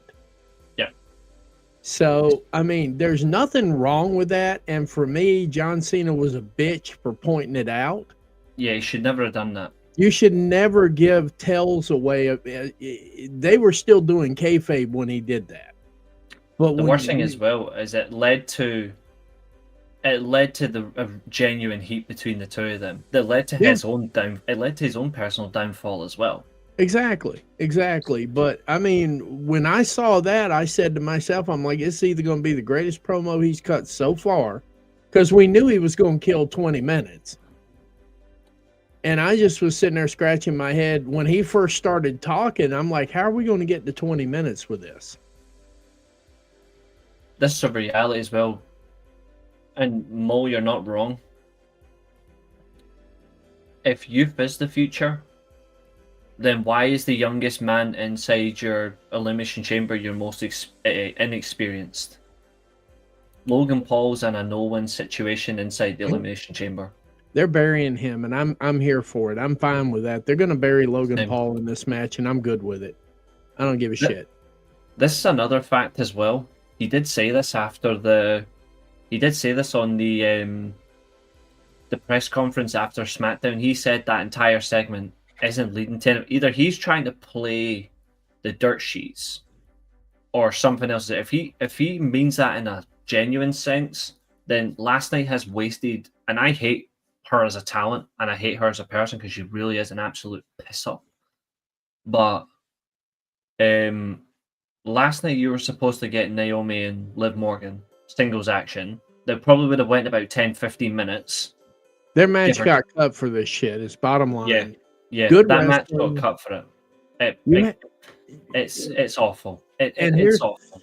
And here's something else too. For the guy who said that I'm biased or one thing like that or another, I'm going to say this, and I stand on it. Liv Morgan has gotten progressively better every fucking week. She deserves flowers. I wish She I is could agree. getting more aggressive. I like the way I like her looks. I like her facial expressions. I like that determination. I don't like the idea that she's lying to everybody, guys. She's boning Finn Balor, so get over that. She's not single. I debunked that ages ago. Yeah. Yeah, so I mean that part of it I kind of get away from, but Liv Morgan, since losing that title, has been on a mission on her presentation. And nobody else will say this, so let me say it. Liv Morgan looked fucking spectacular last night. That finisher she hit girl with, it was aggressive. It was perfect. Liv Morgan went in there and made the most of that minute 20 they had for that brawl. So Rock could tell you about walking around Mama Rhodes, Mama Cody, and all this other bullshit. She went in there and said, fuck this. I've got a minute and a half. I'm going to really rail it. And she really brought it.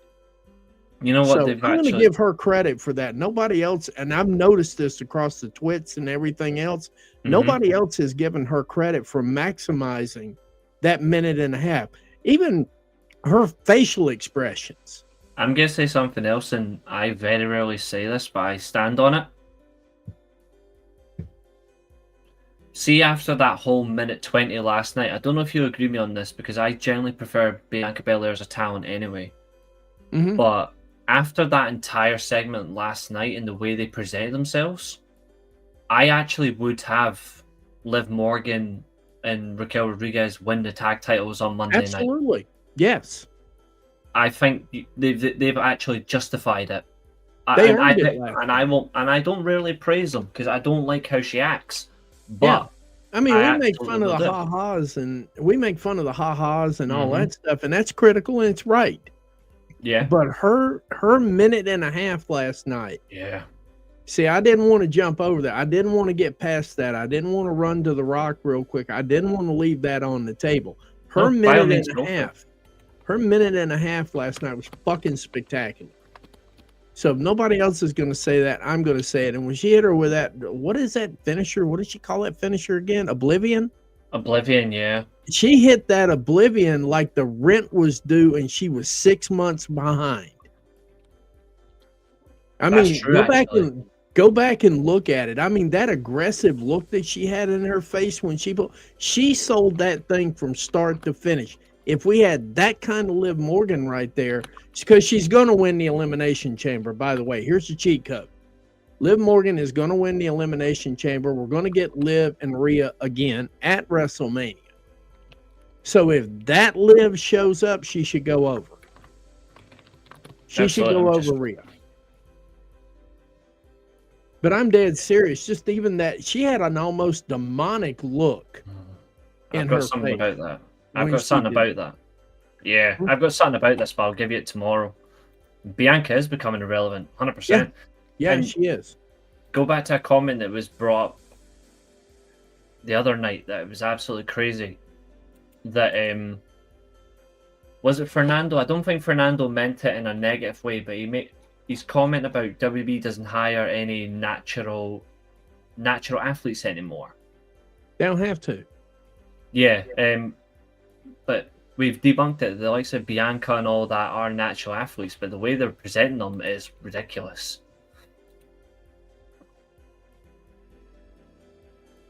But I absolutely agree with you, Mo. Like, TNA does need to get away from WWE, and the reason why is on screen now. Hold that there for a second. Let me read it. Let me read it again. That's the only reason why WWE needs to allow TNA to be free. I'm gonna tell you right now, if Cora Jade goes over Masha Slamovich for that thing, you can go ahead and pack that whole damn company up. They're done. Yeah, no, I stand by that, and that's what I'll be saying that on my review tomorrow. Don't worry. Yeah, if they let Cora Jade go over Masha Slamovich for that title, you can pack that whole damn company up, put them in a box, ship them to China, and send them back by Temu. No kidding. The sad thing is, Stampede, and this is the reality of it. The only reason Tessa's actually not signed Tessa's actually not signed to TNA. She's only there on a pay-by-appearance. She's still actually signed to CMLL. She's not actually a TNA talent. They only brought her in because one person ran from the company too soon. Yeah, Jordan left way too soon. Yeah, I'd have took the money and just done it. I hope so. I hope she does. I hope not. If she does, then it's ridiculous. If she does, though, I hope not. That's all I got to say. I don't mind TNA talent and NXT talent challenging for the titles as long as they're actually good matches. But in no way, shape, or form, I said it last week and I'll say it again. And TNA talent should not be winning NXT Gold, and NXT talent should not be winning TNA Gold. I don't care if it's a partnership. I never agreed with AEW talent winning TNA championships. I never agreed with TNA talent winning AEW championships. That's not what it should be about. It should just be about for the better of the talents getting better work opportunity. It should never be about you go over there and just take their titles. That does nothing. And see, herein lies the problem with partnership, though. Go ahead. You can have a good I'm saying you can have a good partnership without having to go in and take the championships. That's what, in my opinion, killed the invasion angle as well. Besides not having enough top, like WCW talent, apart from DDP, he was the only one. And Booker T actually, Booker T, to be fair, at that time was safe until WrestleMania 19. But when you have their talents losing championships to WWE guys, it does nothing. Like it kind of hurts them in a way. Same with the WWE Gold that's being lost to WCW or ECW talent. It's painful. But where is the mid talent? Where is the mid talent in NXT? I'll wait. The mid talent. Mid, yes. The men's side. None of those guys are mid. They're all curtain jerkers. If you had to really define it, I'd say they all are. And the women's talent that's really decent is belted up. So, I mean, the big problem with having this partnership is you don't have that mid talent to go to TNA to do actual good story building or career building matches to get one or the other up to maybe the lower main event title, the lower main event status, or in that picture to get into the main event card. You don't have anybody in NXT that can go over to TNA that's not already belted up right now to do that with. Now, TNA, they've got a lot of good mid talent they can send over to NXT to do stuff with.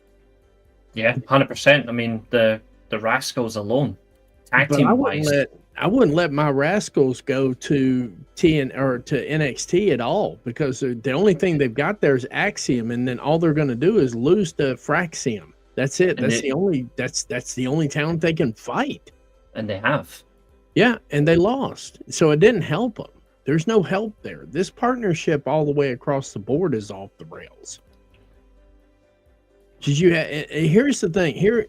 I'm going to quote something. I'm going to quote you something that I saw. 9 months. This is what formed my entire growing up. This formed my entire worldview on what is a good deal. There was an episode of Law and Order one time. I love Law and Order. Right. This is the old stuff that had Ben Stone on it, the original Ben Stone. And he looked this guy straight in the face one time and he said, I had a guy talk me into trading Duke Dempsey for, I forget what other the card was. I want to say it was like a Mickey or Roger Maris. That's what it was. And the guy's like, what's that got to do for anything? He said, I learned right then and there, in order for a deal to be good, there has to be equal consideration. And there's no way you can cough up enough equal consideration to make me believe that this WWE TNA partnership is going to work for anybody but WWE. It's not there. You can't find it. That's why I started off the question with, where's the mid talent at? Because if you're going to build something, you need mid talent that's not belted up. And you need mid talent over in TNA that's not belted up. So you don't have these clashes with gold. The problem is TNA's got it in spades. NXT has none of it. I would actually like if they go. I wouldn't mind if they had like a series of matches going back and forth. You know what I mean? Like one's actually on Impact, the other's on NXT, and you just build it up back and forth, back and forth. And I would be all right with that because that actually improves the work rate of the talent. But I just do not want to see it with titles on the line, because then I really start to think this is not good. Here's how it could work, though. Here's how you could make it work. Now, walk with me on this. I will. I'm just presenting walk with me on this right here. Here's how you can make it work. Instead of just sending randos over there, do sabbaticals. Do sabbaticals. Do sabbaticals. Ooh, excursions. Yes, exactly. Instead of just random people coming over. So we send, who's this new Joker we got here? St. Richolas. Let's get St. Richolas. And let's send him over to TNA for a little while. Not going back and forth and back and forth. And this is not an admission that he's going to suck at NXT. This is not me saying that. Yeah, leave him over there for 6 months. Let him win a TNA title, but have him wrestle in TNA. And then drop the TNA title when he comes back to NXT. That's no harm, no foul, and Richolas is built up when he comes back. And then do the same thing. You send a TNA talent over there. You're better with these than I am, but let's say I would send like specifically from the female side. Actually, no, they don't need anyone from the women. Actually, men's side, I would send someone like Leon Slater. There you go. He's a young, exciting talent. He's already a good worker, but it lets him get a different level of experience. I think that would be okay. Yeah, I would say Leon Slater. That would make this partnership work out really well. That's what, by the way, guys, that's what AEW does with New Japan and CMLL and vice versa. TNA done this with New Japan as well. TNA done this with New Japan as well for 4 years until the only thing TNA did wrong was Okato. Yeah. But I'm just saying, if TNA and NXT did that, like if we send St. Richolas over to TNA and let him hang out for like 6 months, maybe he wins the title. Maybe he wins the X Division title. Maybe he beats Moose. I don't know. Yeah. Now, the title picture I know, just everybody else, because it's like they've got a whole lot of people in there that work really well for TNA, but it's just not there for me. But I'm just saying that would make that whole partnership work, and it would at least give the appearance that WWE is not going to buy him out for spare parts. Because you would actually be building wrestlers up. And by the way, WWE, if you decide to do that, this idea works better because you don't get spare parts. You get actual names that will help the company. Exactly. And at the end of the day, that's what matters. You don't need to go in and take talent. You can actually go in and say, we want XYZ, like, to work with these guys, because end of the day, NXT is still our development brand. Well, actually, no, you can't say that anymore. No, it's their C brand now. Screw that. Evolve is their developmental brand now. Oh, yeah. I was going to say, you can't say development brand anymore because of Jordan Grace, but because it's her own words. But and fundamental reality of it is, say, for example, Shawn Michaels went to the head Anthem, the president of the head Anthem, and he went, well, this is what I want. I want, say, 4 of your top women, or 4 of your strongest booked women, and 5 male talent to work with these guys. Back and forth, not a problem. And what we're going to do in reverse is we're going to give you 4 of your choice and 5 vice versa, and we're just going to keep clashing them together. Exactly. That is partnership. Imagine too when you get to Survivor Series. Now, see, this is where WWE leaves money on the table, and they're idiotic in the way they book things. This exact thing that we're talking about right now, you could actually finish this at Survivor Series with TNA versus WWE. and you would have such a great rivalry and such a good feud built up that you might actually fuck up and make some money. What's up, Lark Bar? Exactly. Imagine Team NXT versus like Team WWE as an interpromotional Survivor Series match, whilst you still have the stupid War Games matches. You just have non-cage, just TNA versus NXT. There you go. And it would actually, in the right context, it would be fucking brilliant. You could pay it off. That's what I'm saying. You could pay it off right there, and it would actually look like a partnership. Absolutely. Yeah, SmackDown sucked. That's why we're talking about something interesting for a change. And plus, we're almost at the end of that. We're almost at the end of SmackDown anyway. So it's a good. If you want to laugh, Lark Bart, just for your own context, go back. Let me just get an exact thing for you. Yeah, go back about 20 minutes and just laugh about what we said about The Rock and Cody Rhodes. But we reenacted The Rock and Cody Rhodes segment last night. Yeah, it wasn't that hard. First, I had a frontal lobotomy, and I agree. Then I had a toke. Then I drank some tequila, and then I put this promo together. And then I looked at the wall, and I said, "That wall looks great." Anyway, I'm not going to start that up again. It was funny when I did it. It gets stupid after a while. It was excellent. Absolutely cozy. Vegeta's incredible. Javon Evans has got he's got some potential if he lives up to it. Billy Starks is good. See, I've been heavily critical of Nick Wayne for quite a while. I don't know if Matt agrees with me, but I've been very heavily critical with Nick Wayne. I think Nick Wayne is regressing. He does now. He does in AEW.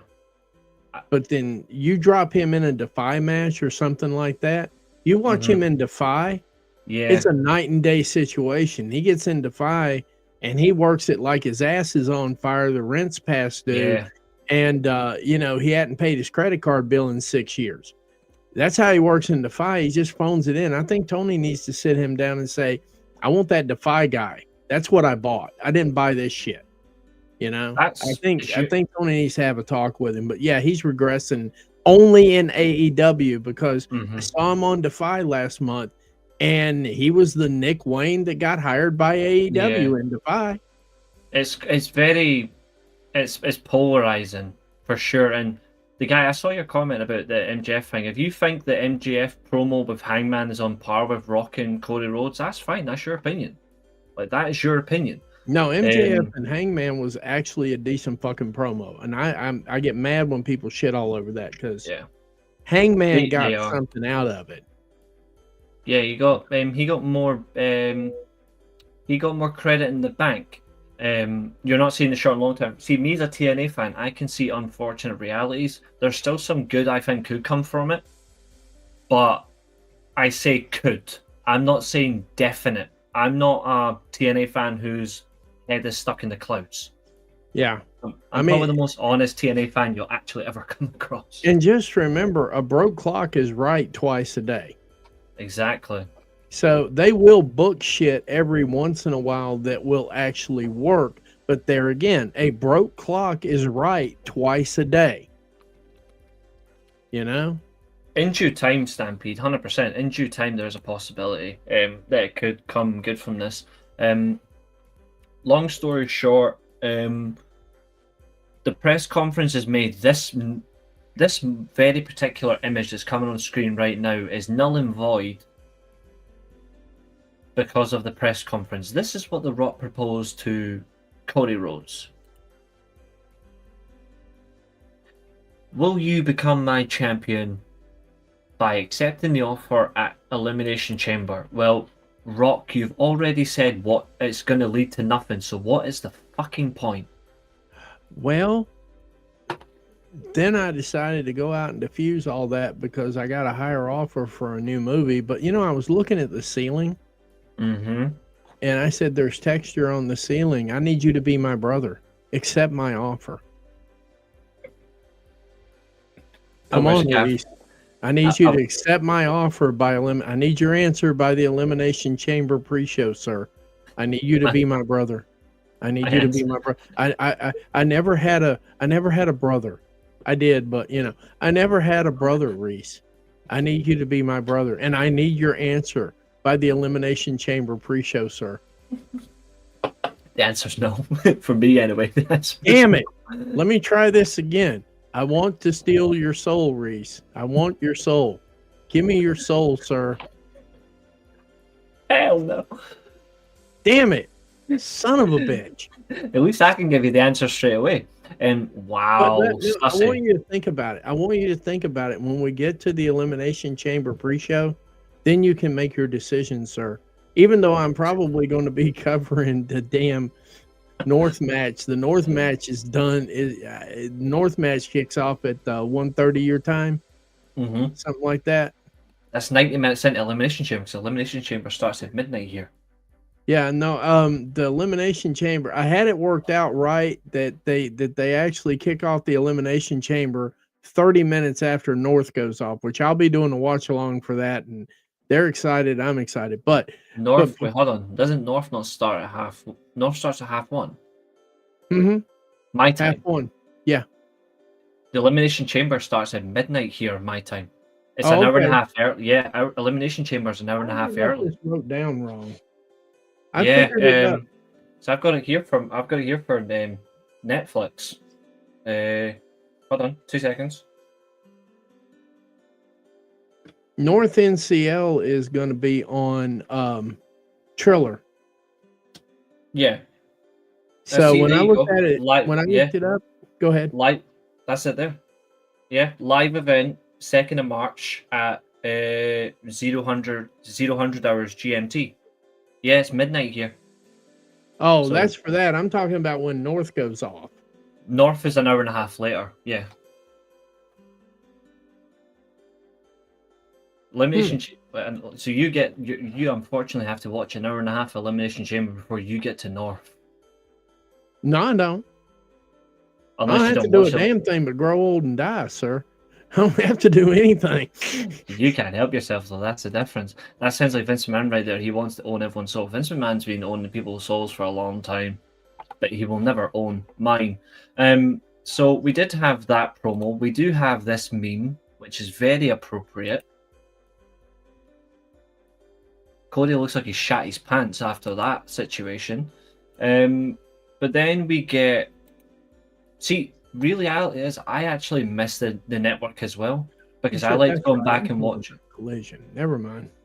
Go ahead. Yeah, Collision's different. I do miss the network as well, because I liked watching old stuff like NWA and World Class Championship, and I watched the ECW episodes and the proper ECW, not the horse shit we got. In WCW, I liked watching that and old WWE. But now we aren't getting that at all. Don't worry, dude. We will review it in the worst way possible. Gunshots to the head.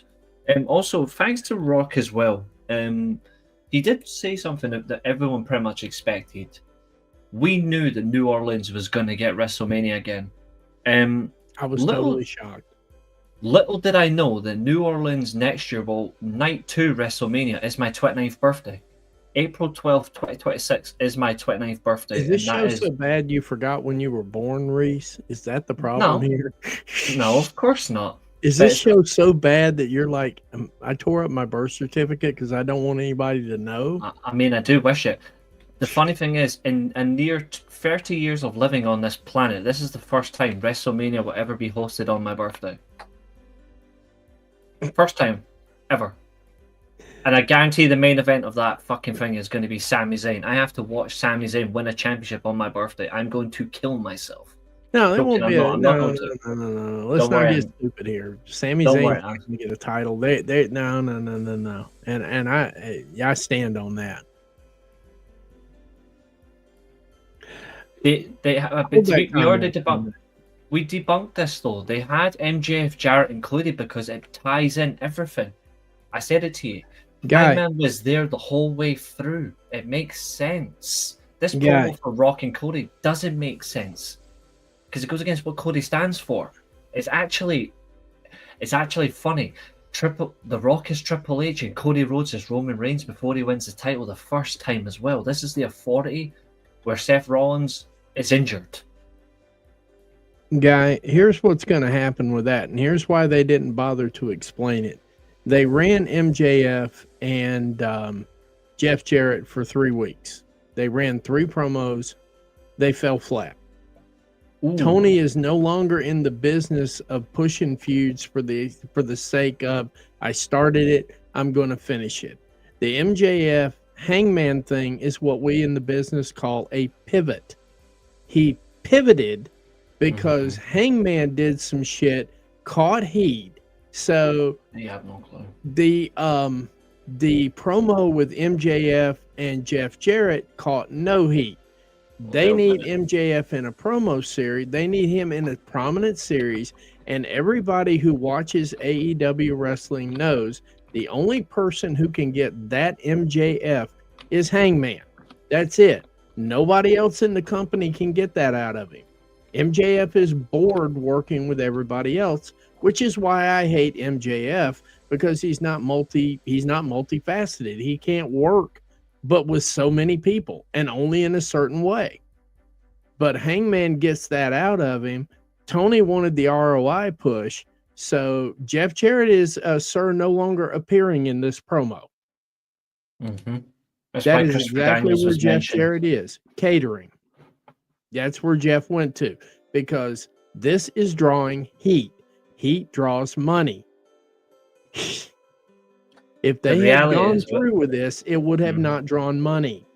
Yep. And the reality as well is, do you know who said it was a bad idea? Who said it was the right decision to shut this down? Not Tony Khan. It was Jeff Jarrett. Jeff Jarrett said it was time to shut it down. Yes. Yeah, because he actually no offense to Tony Khan, but Jeff Jarrett, when it comes to booking properly over a long-term period of time, yes, he understands what he's talking about. Jeff Jarrett knows how to read a room. Exactly, and that's why he is one of the greats. The first one could have been an accident. The second one could have been the crowd. By the time you got to the third one and nobody gave a fuck, he's like, "No, I'm not doing this. We don't need to do this." Exactly, and it's funnily enough something that's important. This is actually something that's very important. There was a comment that came in from Lark Bark 10 minutes ago. If AEW had continued, now I actually would have liked. I actually am happy with MJF versus Hangman at Revolution, and I hope it's a trilogy of matches, like I said in the Dynamite review. But if MJF had faced Jeff Jarrett at Revolution, which I wouldn't have thought would have been a bad match. It probably would have been all right. You flip this comment just a little bit. You replace the 3 little words. If they'd continued with Jarrett versus MJF, AEW is purposely disrespecting its audience.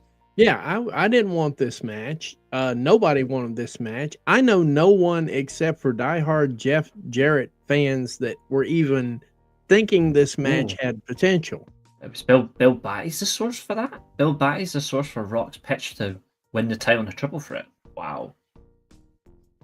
But yeah, nobody wanted Jeff Jarrett in the world title picture, and I think Jeff Jarrett was teasing it. If he was going to win a title, the Owen would work just fine. He can win the Owen at the end of the year, and there's plenty of story to go along with it. It's not a major title, and Kazuchika Okada can stand to lose a tournament now. He's won 5 in a row. So he can stand to lose a tournament, and it ain't gonna hurt him. Now I don't know how many other people can take that L in the tournament, but they will probably side load if Jeff Jarrett goes into the Owen this year. They will probably purposefully side load his bracket as very weak. It will be purposeful. There will be people in that thing that will make you scratch your head. But the reason being is because that will be Jeff Jarrett's ticket to get to the Continental Classic final. Yes. And then he can luck up and win. The reality is of it as well. Me personally, I don't think Okada needs to lose a tournament, but I can see the reason for him losing one. You know what I mean? Like I can see, I don't think he should lose a tournament final, but he should, the furthest he should lose is maybe a semi-final. I don't think he's going to be in it. I really don't. That's how you'll know. That's how you'll know. If they don't put Okada in the tournament, because I think Okada's going to drop that title sometime in the next couple of pay-per-views. If it ain't Revolution, it'll be All In. I think what they're building to, I've said it to you a long time ago, and I think it's going to happen. That main event of All In is going to be Omega versus Okada, and I think it will be Okada. Sorry, Okada. Yeah, I think Okada will put Omega over, and you'll Everybody's see. going to put Omega over. Yeah, that Continental title should get merged with the International title. No, that I disagree with. I You still don't disagree need. with that. It should never be a. I don't think the Continental Classic needs to be a title. I have a better resolution for the Continental Classic. I think the Continental Classic is so effective as such a strong tournament. I would give the Continental Classic winner the absolute guaranteed right to main event World's End. That would be an interesting thought, but I think for that niche audience that they get, exactly, I think for the niche audience that AEW gets, there's a deep enough niche that likes the 20-minute time limit, no outside interference. Yeah. I mean, they like the steps on the match that I think the title needs to stay there because it's a balancing technique on the card. So why not just you'll get a clean match with this. So here's a different proposal then. So here's a different proposal. Instead of unifying the Continental Classic Championship with the International title, personally, the TNT title means jack shit. Because of who's got it. Yeah, but it's meant jack shit for a very long time. Mm-hmm. So here's a better one. Why not the Continental Classic, the TNT title gets retired. Plain and simple. You do an FTW, you retire the damn thing. Okay, I'm listening. You retire the TNT title. You've still got the International title, which is like your WWE's equivalent Intercontinental title in terms of the prestige for it. And then you rebrand the Continental Classic completely into a TV title. It just becomes the AEW TV title. And you use TV title stipulations. The Continental Classic Championship, let's be real, you're holding it just to get to a tournament to then potentially lose it. Whereas if you've got it in just a situation where it's just a TV title, the best TV worker on the planet is already right there waiting for it. Make it a TV title, rename it the AEW TV title, and just give it to Samoa Joe. Okay, I heard you. Now let's try this. Number one, the TNT title is going nowhere because they're on Turner Networks. They're on Turner Networks. So what I would do is flip the script. I would have the Continental title. No. I'd have the Continental title run opposite of the International title, the same way you have the United States title running against the Intercontinental title. And I would take the TNT title, and instead of having the Continental Classic, you have the TNT Classic and have the TNT be your television title. And it's always could be a new champion every year because you won't have the possibility of having a long-term champion. But the TNT and TBS titles are not going anywhere because they're on TNT and TBS. So those titles are going nowhere. They're made brand specific because they're a WBD product. But instead of having the Continental title being the tournament, you could have one be the Continental champion, one be the International champion in the same vein as you have a United States champion and an Intercontinental champion in WWE, and you turn the TNT title into exactly what you wanted it to be, and you always have a tournament at the end of the year. And the best part of that is you still get what you want because the winner receives the TNT title and gets an automatic title push going into World's End against the world champion, whoever that is, and that will make the title worth something. That way, if they lose coming out of World's End, they're still the TNT champion going into the next year. The only thing for that is, I mean, I've seen that concept before. It has worked in a way. I've seen it being done twice. The classic NWA and TNA have both done it. I think the only thing is, though, is maybe a little bit of original. I actually like the suggestion. I think that's very handy. But I think instead of just having a tournament for saying's sake for a championship, why don't you just have the winner of the Continental Classic either picks the TNT title or they pick the international title as a title match? I don't That think would there's work going to be. too. That would I think- work too. Because I theoretically, I don't, unless you're saying like the winner challenges the champion after they win the tournament, I don't think the winner of the tournament should just equal, well, you're the new Continental Classic winner or you're the new international champion. For me personally, that kind of wastes the time. That kind of wastes the time a wee bit, like, because that doesn't even happen in the G1. Like that doesn't happen in the G1 with the IWGP World Champion. Well, G1 has a trophy, and you get the trophy, and you get a guaranteed world title shot out of it. And that's why Zack Sabre Jr. just happened to pick early instead of because he wanted the UK, because he wanted in the UK, exactly. So, but that's why I would have proposed do it that way. Like, I think it would be very effective. Like we pretty much know Tony Khan is a mark for New Japan. Fantastic. Mm-hmm. You can tell he wants the Continental Classic to be like the G1. I've got no issue with that. I think it would be wiser to have it be winner gets that guaranteed shot. I don't think it needs to be for a title, but I see your thinking around it. It's a lot more entertaining than some things WWE's producing right now, but it would make sense. I mean, the only thing is, Dusty Rhodes never went for the world title while he was the world TV champion.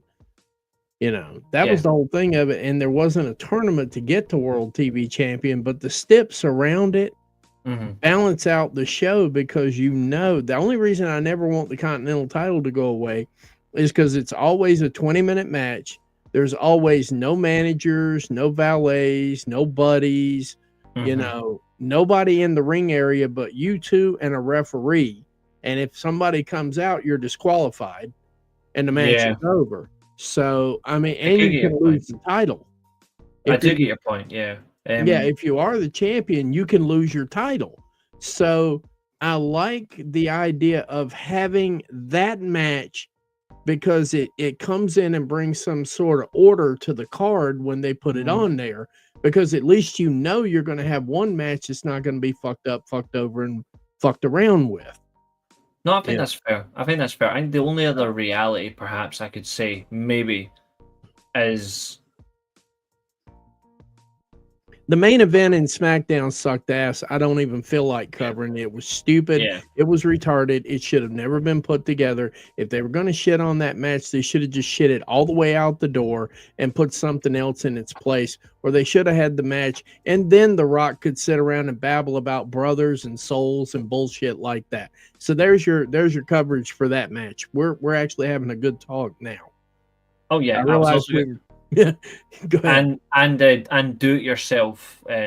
Defended by DQ. SmackDown was dreadful. 0 out of 10. Let's carry on with this conversation.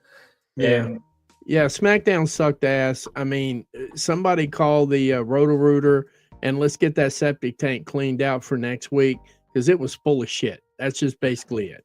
The funny thing is, Stampede, as I said this, David Finlay will be IWGP champion by the end of the year, but I don't think Jay White's going to be his challenger.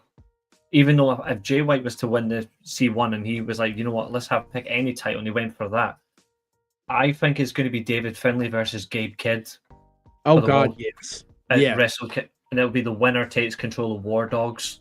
Yes. Oh God, yes. And that is a perfect money match.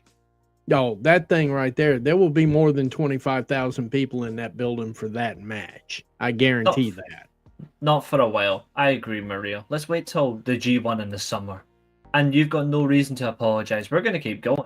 Guys, if you've got any questions, by all means, fire them in. Any discussion points, drop them in. SmackDown was shit.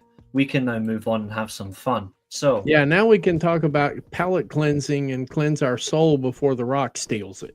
So, I mean, it's just basically, I forgot all about that tag team match. That was pretty zesty and old IY. That was just pretty shitty. It was a waste of time, and it just proves again that they fumbled on the Street Profits. I don't rate the Street Profits anyway, but they've wasted their time. And yeah, I forgot the New Japan Cup is coming up next. Yeah, I know. Right? I'll be covering that as well. I'll be covering it too. Unfortunately, I will get no sleep for a month. This sucks. But well, considering who we've got as world champion, I have a feeling the New Japan Cup is going to be very, very, very spicy. And of course, we're talking about the what is What's that? up, The BCL Cup coming up here, March, first Mhm. week of March. BCL up in North Wrestling. I really Yes, wish sir. they had Riho in that match, but I get where they're going with it. Absolutely, and thank the heavens for Collision because Gabe Kidd is on Collision. Yes, the gods have heard us. As soon as I saw Gabe Kidd being on Collision, SmackDown already had a very tall order to compete with, but the fact that we're going to get Gabe Kidd, the fact that we are getting Gabe Kidd on free television in the States in AEW tonight. Mm-hmm. There is Ain't nothing gonna bring me down on that one. No. And he's fighting the Butcher, and before anybody says jobber, the Butcher's not I hate that term. I really do. Enhanced talent. Talent enhancement is what I refer to it as, because everything that everybody calls a jobber, by the way, and let me give the WWE drones in this room a little bit of a lexicon. When you call somebody a jobber, you're actually making fun of the one man and the one woman in the entire fucking organization that every single top talent is okay working with. They feel safe. They feel heard. They feel like their story is going to get advanced when they fight this one person. So stop the mental retardation of calling these people jobbers. They're not jobbers. They're talent enhancement. And that's why they're talent enhancement, because all of the talent in the building, the ones that you dick ride, think that this guy right here can get them over. That's a fair comment. If not for Takeshita, Gabe Kidd would be the front runner right now for rest of the year. God, yeah. I would go on that level. And I think he still is. I think he's still in. It's a neck and neck between him and Takeshita. It's neck and neck between the two. I think two more people are going to come at the conversation towards the summer.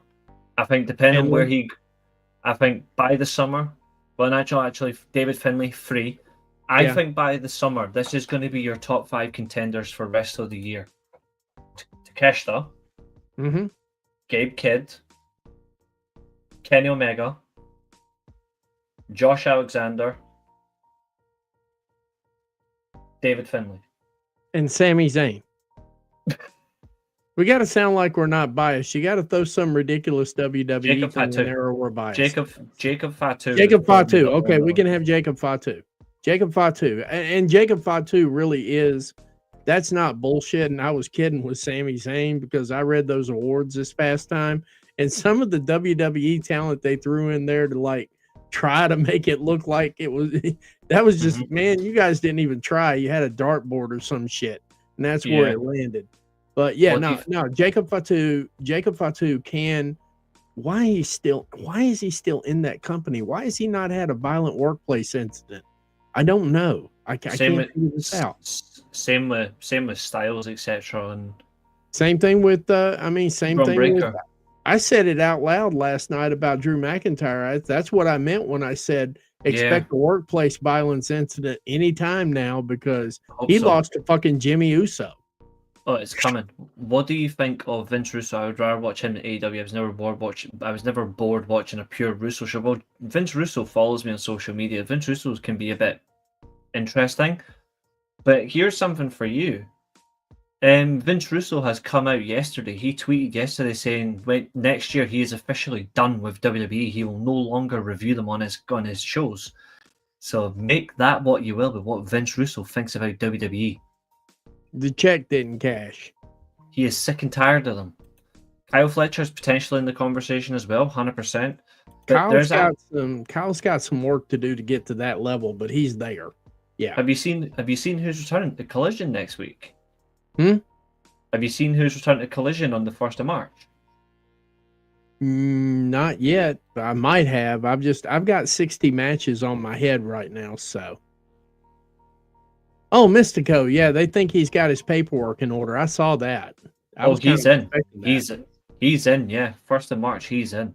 Yeah, Mystico would be a good catch. There's a very interesting debunk actually I want to ask you, because there's a few rumors going around, and I think this is a good thing. We may as well talk a little bit of Collision I tonight. tell you what, do me a favor. Do me a favor. BS for like 3 minutes, and I'll be right back. Okay. He said that definitively this time, though. The guy, he's actually packing up. Yeah.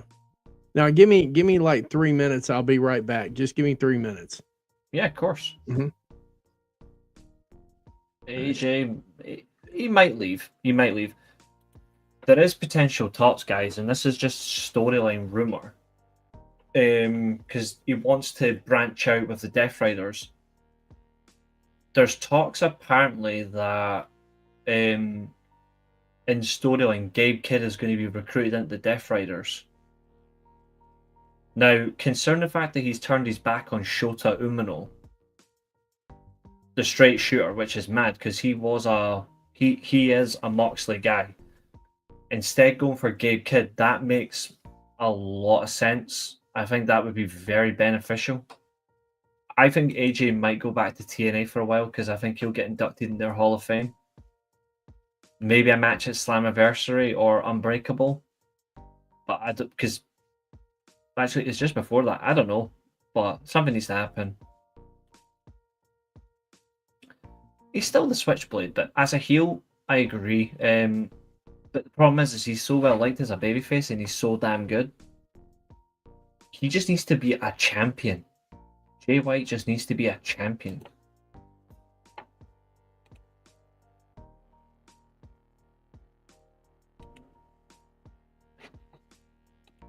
It would absolutely fix them, 100%. And yeah, his Shooter just shaved his head after the match with Khan, so that is definitely a cat. Yeah, exactly. Like, he full on just over. Mental. He has the potential to be so much better. I've always liked him. I hope it goes well for him, like I really do. We do obviously have Bandito versus Jericho tonight as well. Yeah, I'm back. There we go. Yeah, this is also a fact. Adam Copeland should not be trusting Jay White. I agree, because I think Jay White will screw Copeland at Revolution when he wins the title, and then Christian Cage cashes in that title shot. That's the beautiful part of it, though. Nobody trusts Jay White. I mean, that's good. I said it before. I put it on my TikTok as well. I think Copeland will beat Moxley, and then Christian Cage will take the title. But if it leads to Copeland versus Jay White in the either Double or Nothing, or if it leads to them at Double or Nothing, or them both in the Double or Nothing Casino Battle Royal, it would be quality. And I agree with that. He does have a backdoor. I think he does. Yeah, he has a backdoor deal with Christian. And guy, pick different dirt sheets, please. For the love of God and the love of everything holy, pick different dirt sheets. Styles. See, some people will be nice about it. I'm just like, pick different dirt sheets. Warner Brothers has said over and over again until they're about to fucking puke that they love AEW programming. It's going nowhere. They're not going to let it go. They can't afford to let it go. And if the dude who's the CEO gets fired, they still can't afford to let it go. It's not ever going anywhere. And you don't get to see the streaming numbers because they said, fuck you, we don't need to tell you. We like the product. WBD has said bluntly, you don't get to see it. Half the people in the building at the C level don't get to see it. The product is making us money. We're going to keep it. Find different dirt sheets. Period, please, and thank you. Exactly. And this is storytelling. Yes. He did offer Hangman. If Hangman helped him win the title, he would give him first shot. So absolutely, Jay White should just come in and steal it, and that'll piss Hangman off. Yes. Yes, is that would be perfect. beautiful. That's where this thing is pointing. It really is. And okay, sorry about that. The ratings discourse and all that crap. Let me explain to you how WWE's ratings go. The Raw numbers they're putting out are 7-day numbers. That means during the course of 7 days, not live, not the next day, not the day thereafter. Of course, 7 days, they managed the last one to amass 2.9 million people who stopped for an hour. That's their numbers. So if anybody's got anything to worry about right now, Triple H has got way more to worry about with those Netflix numbers than Tony Khan will ever have to worry about with his. I'm absolutely disgusted. I hate this website. That's why I don't have the ratings discourse anymore. I tried it for a little while, but nobody understands television. Get a job. Television companies hire all the time. Your cable company or your providers hire all the time. Get a job, work there about 6 months, learn the business, and then all of this stuff, you'll be sitting there looking at everybody else going, what the fuck are you talking about? That's stupid. Yep. I'm absolutely mortified. I only look to see like the full card for Collision. I've just seen what actually happens on tonight's show. All of You it. accidentally saw spoilers, didn't you? Don't tell me anything. I haven't seen them yet. I don't know and don't want to know. I'm not going to tell you, but all I'm going to tell you is I'm mortified. That's all. I All I'm wouldn't be saying shocked, but don't tell me because I want to be surprised on my own show when I do it. I have worked really hard not to know what's going on. I only want to see the full card, and then the bugger ended up giving me spoilers. Like, you bastard! That's not what I want. I just want to see the whole damn fucking card. But it is actually a good card as well. The fact that you've got a variety across the board, 2 title matches. You've got Gabe Kidd in action. You could have looked at my post. I had all of the matches listed, who was going to be making appearances, who was going to be talking. You could have looked at my post. I listed it out so people wouldn't have to go get spoilers by accident. I didn't have much of a chance. I was looking out for you, man. This post, I was looking out for everybody. But yeah, going back to what I say, there is rumors that Moxley wants to recruit Gabe Kidd. So oh God. If he does that actually does save the Death Riders, and it goes back to what I said in the Dynamite review. If he recruits Gabe Kidd, willingly, keep him still conquer New Japan as your Death Rider, but kick out Wheeler Yuta of the Death Riders. Yes. Kick him out. He doesn't need Yuta in there anymore, but you can still have Gabe Kidd over in Japan doing the Death Rider. He could be international Death Rider. Yes. Because Wheeler Yuta is finished. I said on the Dynamite review, like the likes of Nick Wayne doesn't work in the patriarchy. Hook doesn't make sense in the ops. Wheeler Yuta is ruining Death Riders. Because the guy's bland as hell. Yeah, Wheeler Yuta could actually work in the ops because I think Samoa Joe could get him over. I agree.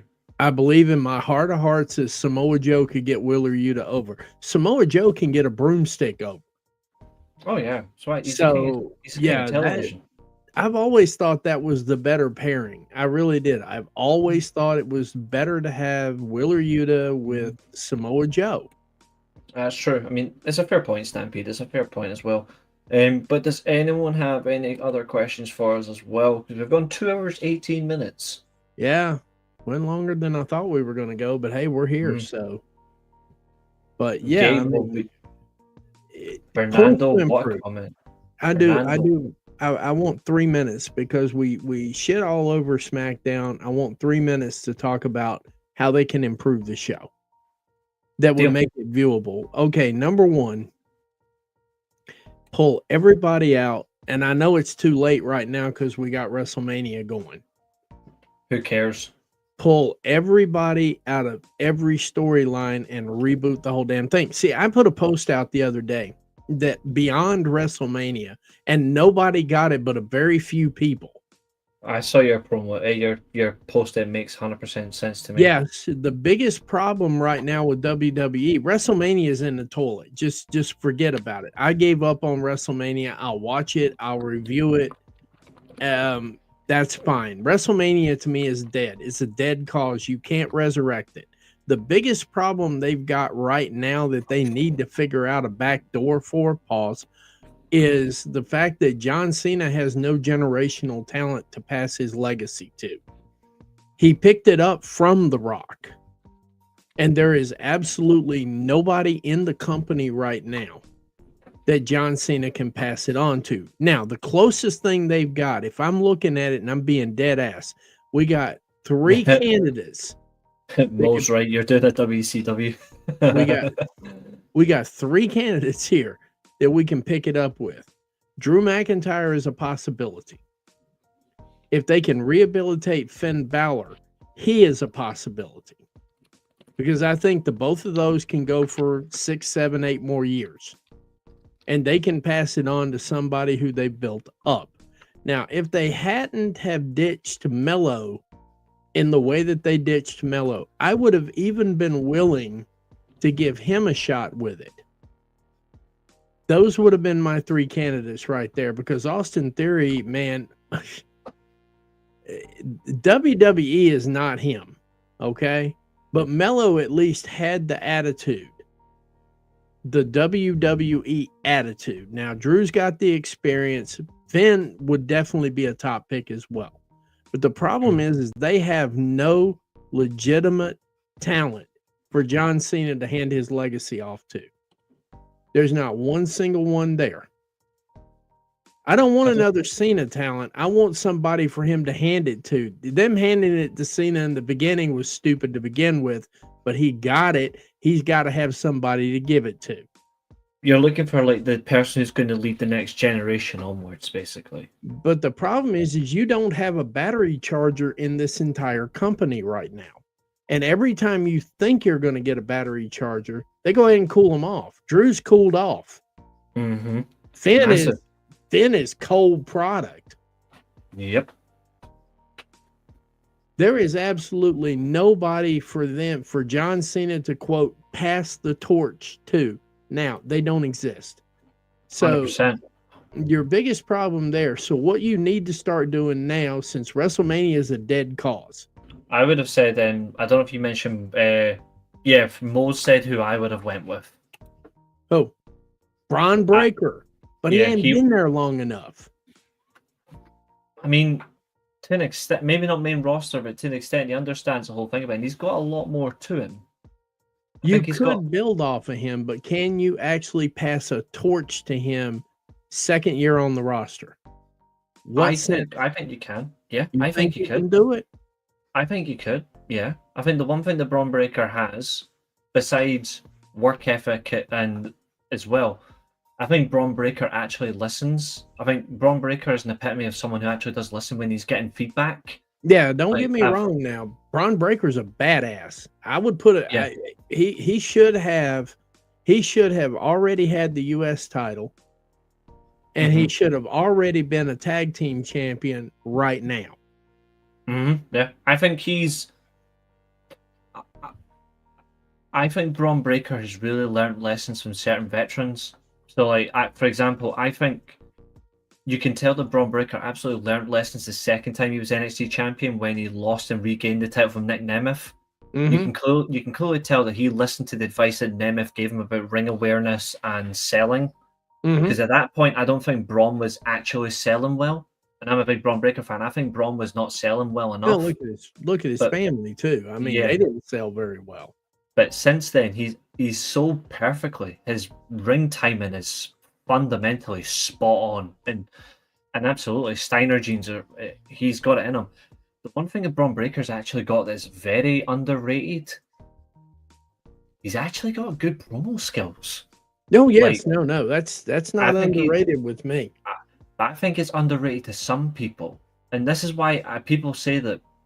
That's why I argue with people about when I've seen. I know a few people that have said that Carmelo Hayes is the best out of that level of talent that got promoted on the same draft. They said Carmelo Hayes was the better talent getting promoted. And I said, no. It will always be Braun Breaker. He was better than him in NXT. Yeah. Braun was happy to drop the title to Carmelo Hayes because it got him exactly what Braun needed. It got Braun that heel turn. Yeah. And he's now been on the main roster for less than a year, and he's already won the Intercontinental title. Yeah. And it looks tailor-made. It looks tailor-made to him. Yeah. But Now, I think you can pass the torch to him. I think you can. can he survive the Cena loss though? Let me throw it to you this way. I think they should do to him what Rock did to Lesnar at SummerSlam in 02. Yeah. I think Braun has to establish himself in that way. Like, he's already been on the main roster anyway. Mm-hmm. He's already had a defeat now and again. But Braun should go on that run where he wins, say, a King of the Ring, or he wins a Money in the Bank. And actually, yeah, this is what I would do. Braun Breaker should win Money in the Bank, and instead of just cashing in on a weakened Cena, he should challenge Cena, and he should say, "This is your last match. I'm your final opponent, and I'm taking whatever title you hold." There you go. Now, see, that makes total sense. I don't disagree with it because you got me thinking. Braun Breaker should win everything between now and December. Whatever he's in, he should win it. Mm-hmm. Now, Gable would have been something you could have gave a mantle to. The problem is he signed on the dotted line. They bitched him out. They called him off quick.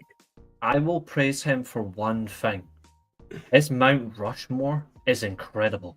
Yeah, I thought you were going to praise him for going to Mexico to learn Lucha Libre.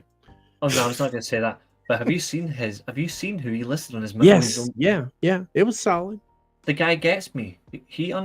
Chad Gable understands me. You just got happy because he put Kurt Angle on there. I know what it is. Bret Hart, Kurt Angle, Jushin Thunder Liger.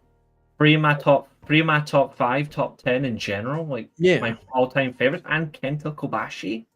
Yeah, I was going to say Jushin Thunder Liger was in my top. He's in my top 10, but he's not in my top 4. For me, he's the best mass wrestler of all time.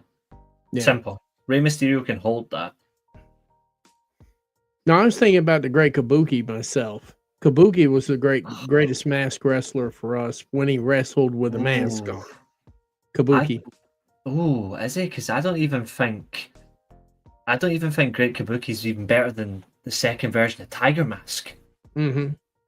Well, see, I was alive for it. I was alive for a lot of Kabuki, and I was alive for a lot of this is like early Texas wrestling and things like Kabuki was an attraction.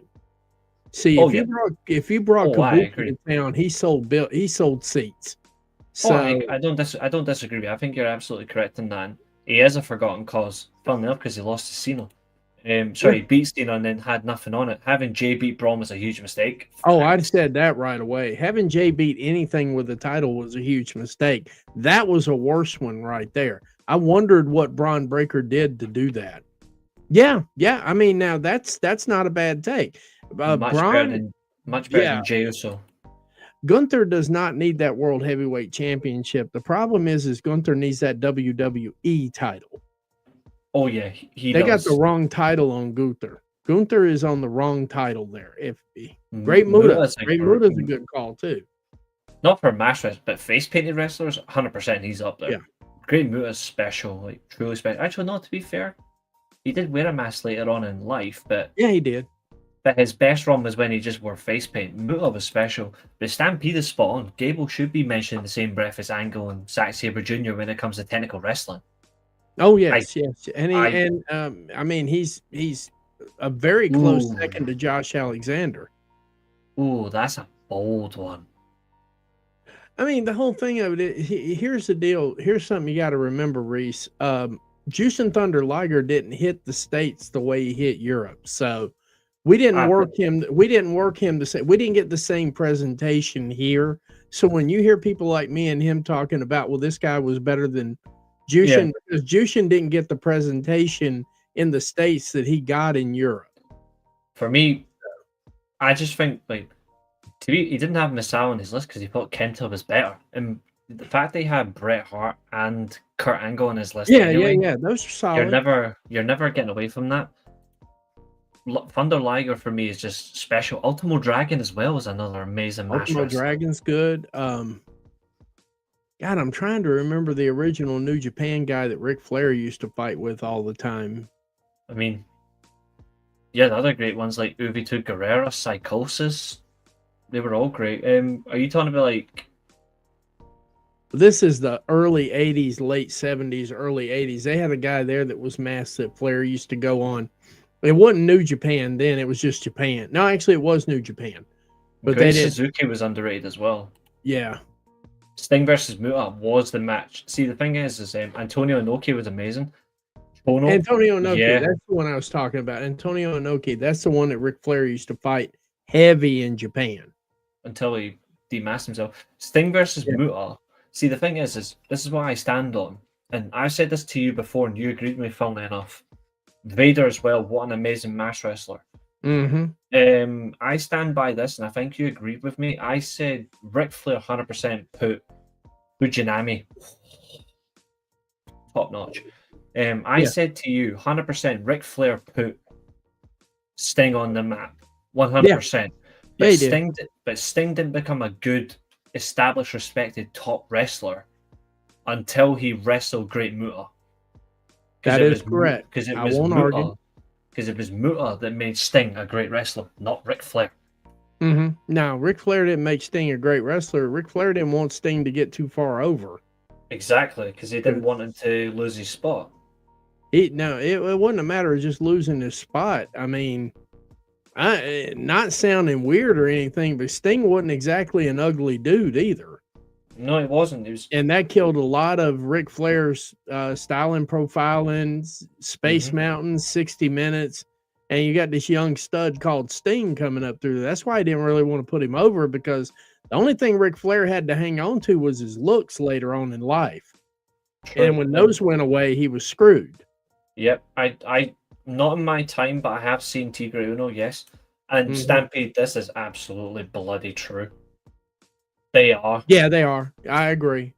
I believe that. No content, no debate. Flair did put Sting and Luger on the map, 100%. See, Flair is this is the worst thing about pro wrestlers. The best pro wrestlers of all time, apart from a fair few, in this, what I'm about to say, most of the best wrestlers of all time are the biggest assholes you'll ever meet. Or it'll be the biggest assholes. But when it comes to putting over talent in the right way, I don't think there's anyone that done it better than Ric Flair when it comes to putting talent over. I don't think there's anyone. I can't think of anyone. And not because nobody tried hard enough. It's just the reality. I think the only talent that comes close, maybe it's just pure bias to me, but I think the only talents that come close to putting talent over in that way is either Bret, Taker, or Angle. Shawn Michaels later on in his years. Yeah. I mean, even when he took Ric Flair out, he still put him over. True. Even to be fair, Styles to an extent used to, I suppose. Styles put somebody over the other night. Whoever that dude was, he was wrestling the other night. Dominic Mysterio. I mean, he put Dominic over, even though he won. He still put him over. Yeah. Made him look like $1 million. Yeah, I'm assuming this is this your top 5 Stampede, which is fair. To be fair, I've said a long time, I don't care about the Young Bucks anyway, because if you put tattoos on them like Samoans, it's the exact same stuff. Old Young Bucks, though, I understand where people are coming from with that. I watched some of the old Young Bucks stuff, and I get where everybody's at with the Bucks. I get it. I don't like it. I just don't like them. That's all there is to it. But yeah, Omega at New Japan versus Omega and Australia the other night, 2 different people. Him and Omega and Gabe Kidd. Tanahashi cried for real because that match made me cry. Like it says a lot. Like great mentions in the chat by Mo. Oh yeah, that's true. Ric Flair did put over Magnum TA until he crashed a Porsche into a lamppost. Again, drinking under the influence is never a fun thing in bad weather. No. the likes of Ric Flair, Arn Anderson, Jake Roberts. Jake Roberts is untestified. All them great men. But Abu, what a question. If you had a championship match, who would you face, type of match, and location, event, and promotion? All right, I will say this. Let me see the question too. Yeah, absolutely. I already know exactly what match I would have in a heartbeat. So my match would be simple. Big gold belt. It would be... Actually, I may as well, since I'm a mark for it. TNA World Title. Era, don't care. But TNA World Title. I would do... 6-man elimination, falls count anywhere. No time limit. And it would be myself versus all in their prime. Prime Bret Hart. Prime Kurt Angle. Prime Jushin Liger. I would have Prime Mr. Perfect. Yes. And then my final opponent would be so I've said so far Prime Bret Hart, Prime Perfect, Prime AJ, Prime Kurt. Yeah, Prime AJ, Prime Kurt, Prime Bret, Prime Perfect, Prime Jushin Thunder Liger versus and myself in a 6-man elimination falls count anywhere match, no time limit.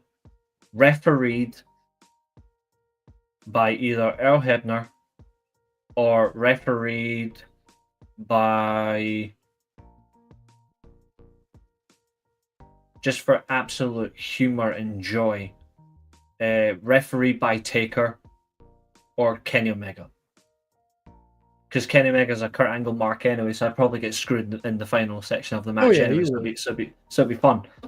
But, and it would be held... It would be held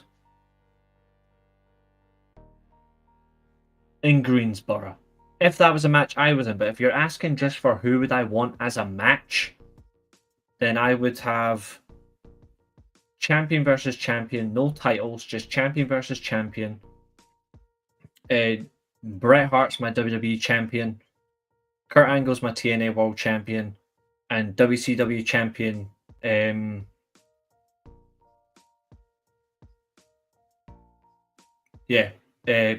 Sting. And in a triple threat.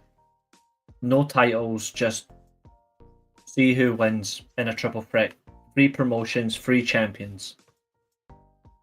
From that era. I got one for you. Mm-hmm. I've been cooking this one in my head since you started. Be me, Prime Ric Flair. Mm-hmm. Hell in a Cell. Tables, ladders, and chairs.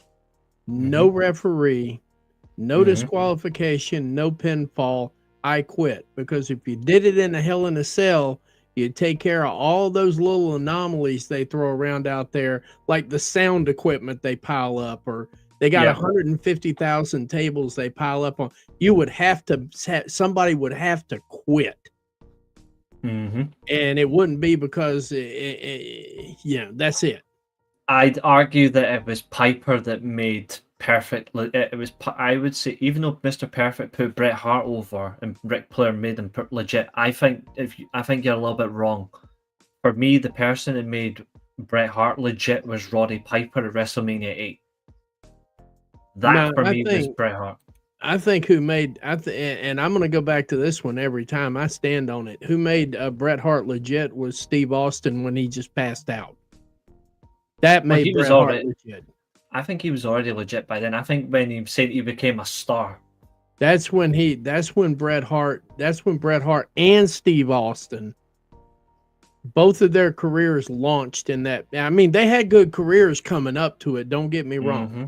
They had great careers coming up to that match, but that match right there built both of those gentlemen.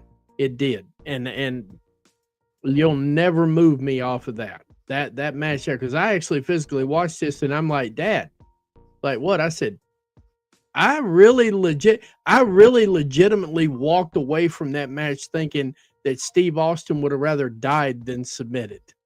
Yeah, I actually Like think as well. physically died than submitted. Yeah, there's a few other things here, so I'll answer this one in a second, the guy. But I Do also one more. think Prime Brett versus either Prime Angle or Prime AJ, and I would have Prime Kurt versus Prime Omega, because it'd be great. But this question here: who would you have beat Goldberg? Who would you have beat Goldberg's streak? My picks would be Scott Steiner or the Giant. For me, this might sound a little bit controversial. I think Goldberg's streak should have ended to Bret Hart. I got one better for you, but go ahead. I don't think I'm better than, but I've got a good one for that one too. I think Bret Hart should have beaten because Bret Hart had so much heat in '97 that it would have made Bret Hart the biggest heel on the planet if he beat Goldberg in '98 before Goldberg won the world title or after he won the world title from Hogan. Knowing what we know about the business now, knowing what I know about the business, Brian Pillman Jr. Okay, that's a good shout. See, after the way he disrespected him as well, you know who else actually would have been a good shout? See, because he purely disrespected him. Yeah. Either Chris Jericho or William Regal. Right, but I say Brian Pillman Jr. because we know what happened when they gave Brian Pillman the rocket. And that would have been a nuclear missile if they'd have put it on him. That's also a fact, Stampede, 100%. There's so many great ways about it, 100%. Some great shouts in there. We'll go another 3.5 minutes because that'll take us up to 2 hours 45. That's correct. We'll go that. So another 3 minutes. So get another couple of questions in, and then after that we'll disappear because Collision will be on in a couple of hours, and I know I need to recuperate anyway. And this guy will be doing a watch along. So yeah, and I got to still keep talking. So yeah, let's do it. That is an easy question for me, Fernando. But this one first, it should have been Sting since him and Luger were the ones who found him at a gym. Good shout. For me, Kurt Angle should have ended it in 2006. I've said that plenty of times. Either you retire him undefeated, or Kurt Angle beats him in 06. Yeah. Or if Kurt Angle didn't do it, Edge. Edge would have been somebody who could have used the damn rub. Yeah, even though he was already a fantastic champion, it would have made him the biggest heel in years. Oh, the rub for that, the live sex show after that? Are you kidding me? That would have been crazy. And at least it wouldn't have been with Vicky Guerrero. He would have picked someone else. Chris Benoit versus Goldberg would be intense. Chris Benoit versus Goldberg would be a train wreck. Yeah. Goldberg's not a wrestler guy. I got to tell you that. Goldberg never was a wrestler. He was always just a muscle head. I mean, he wasn't that good.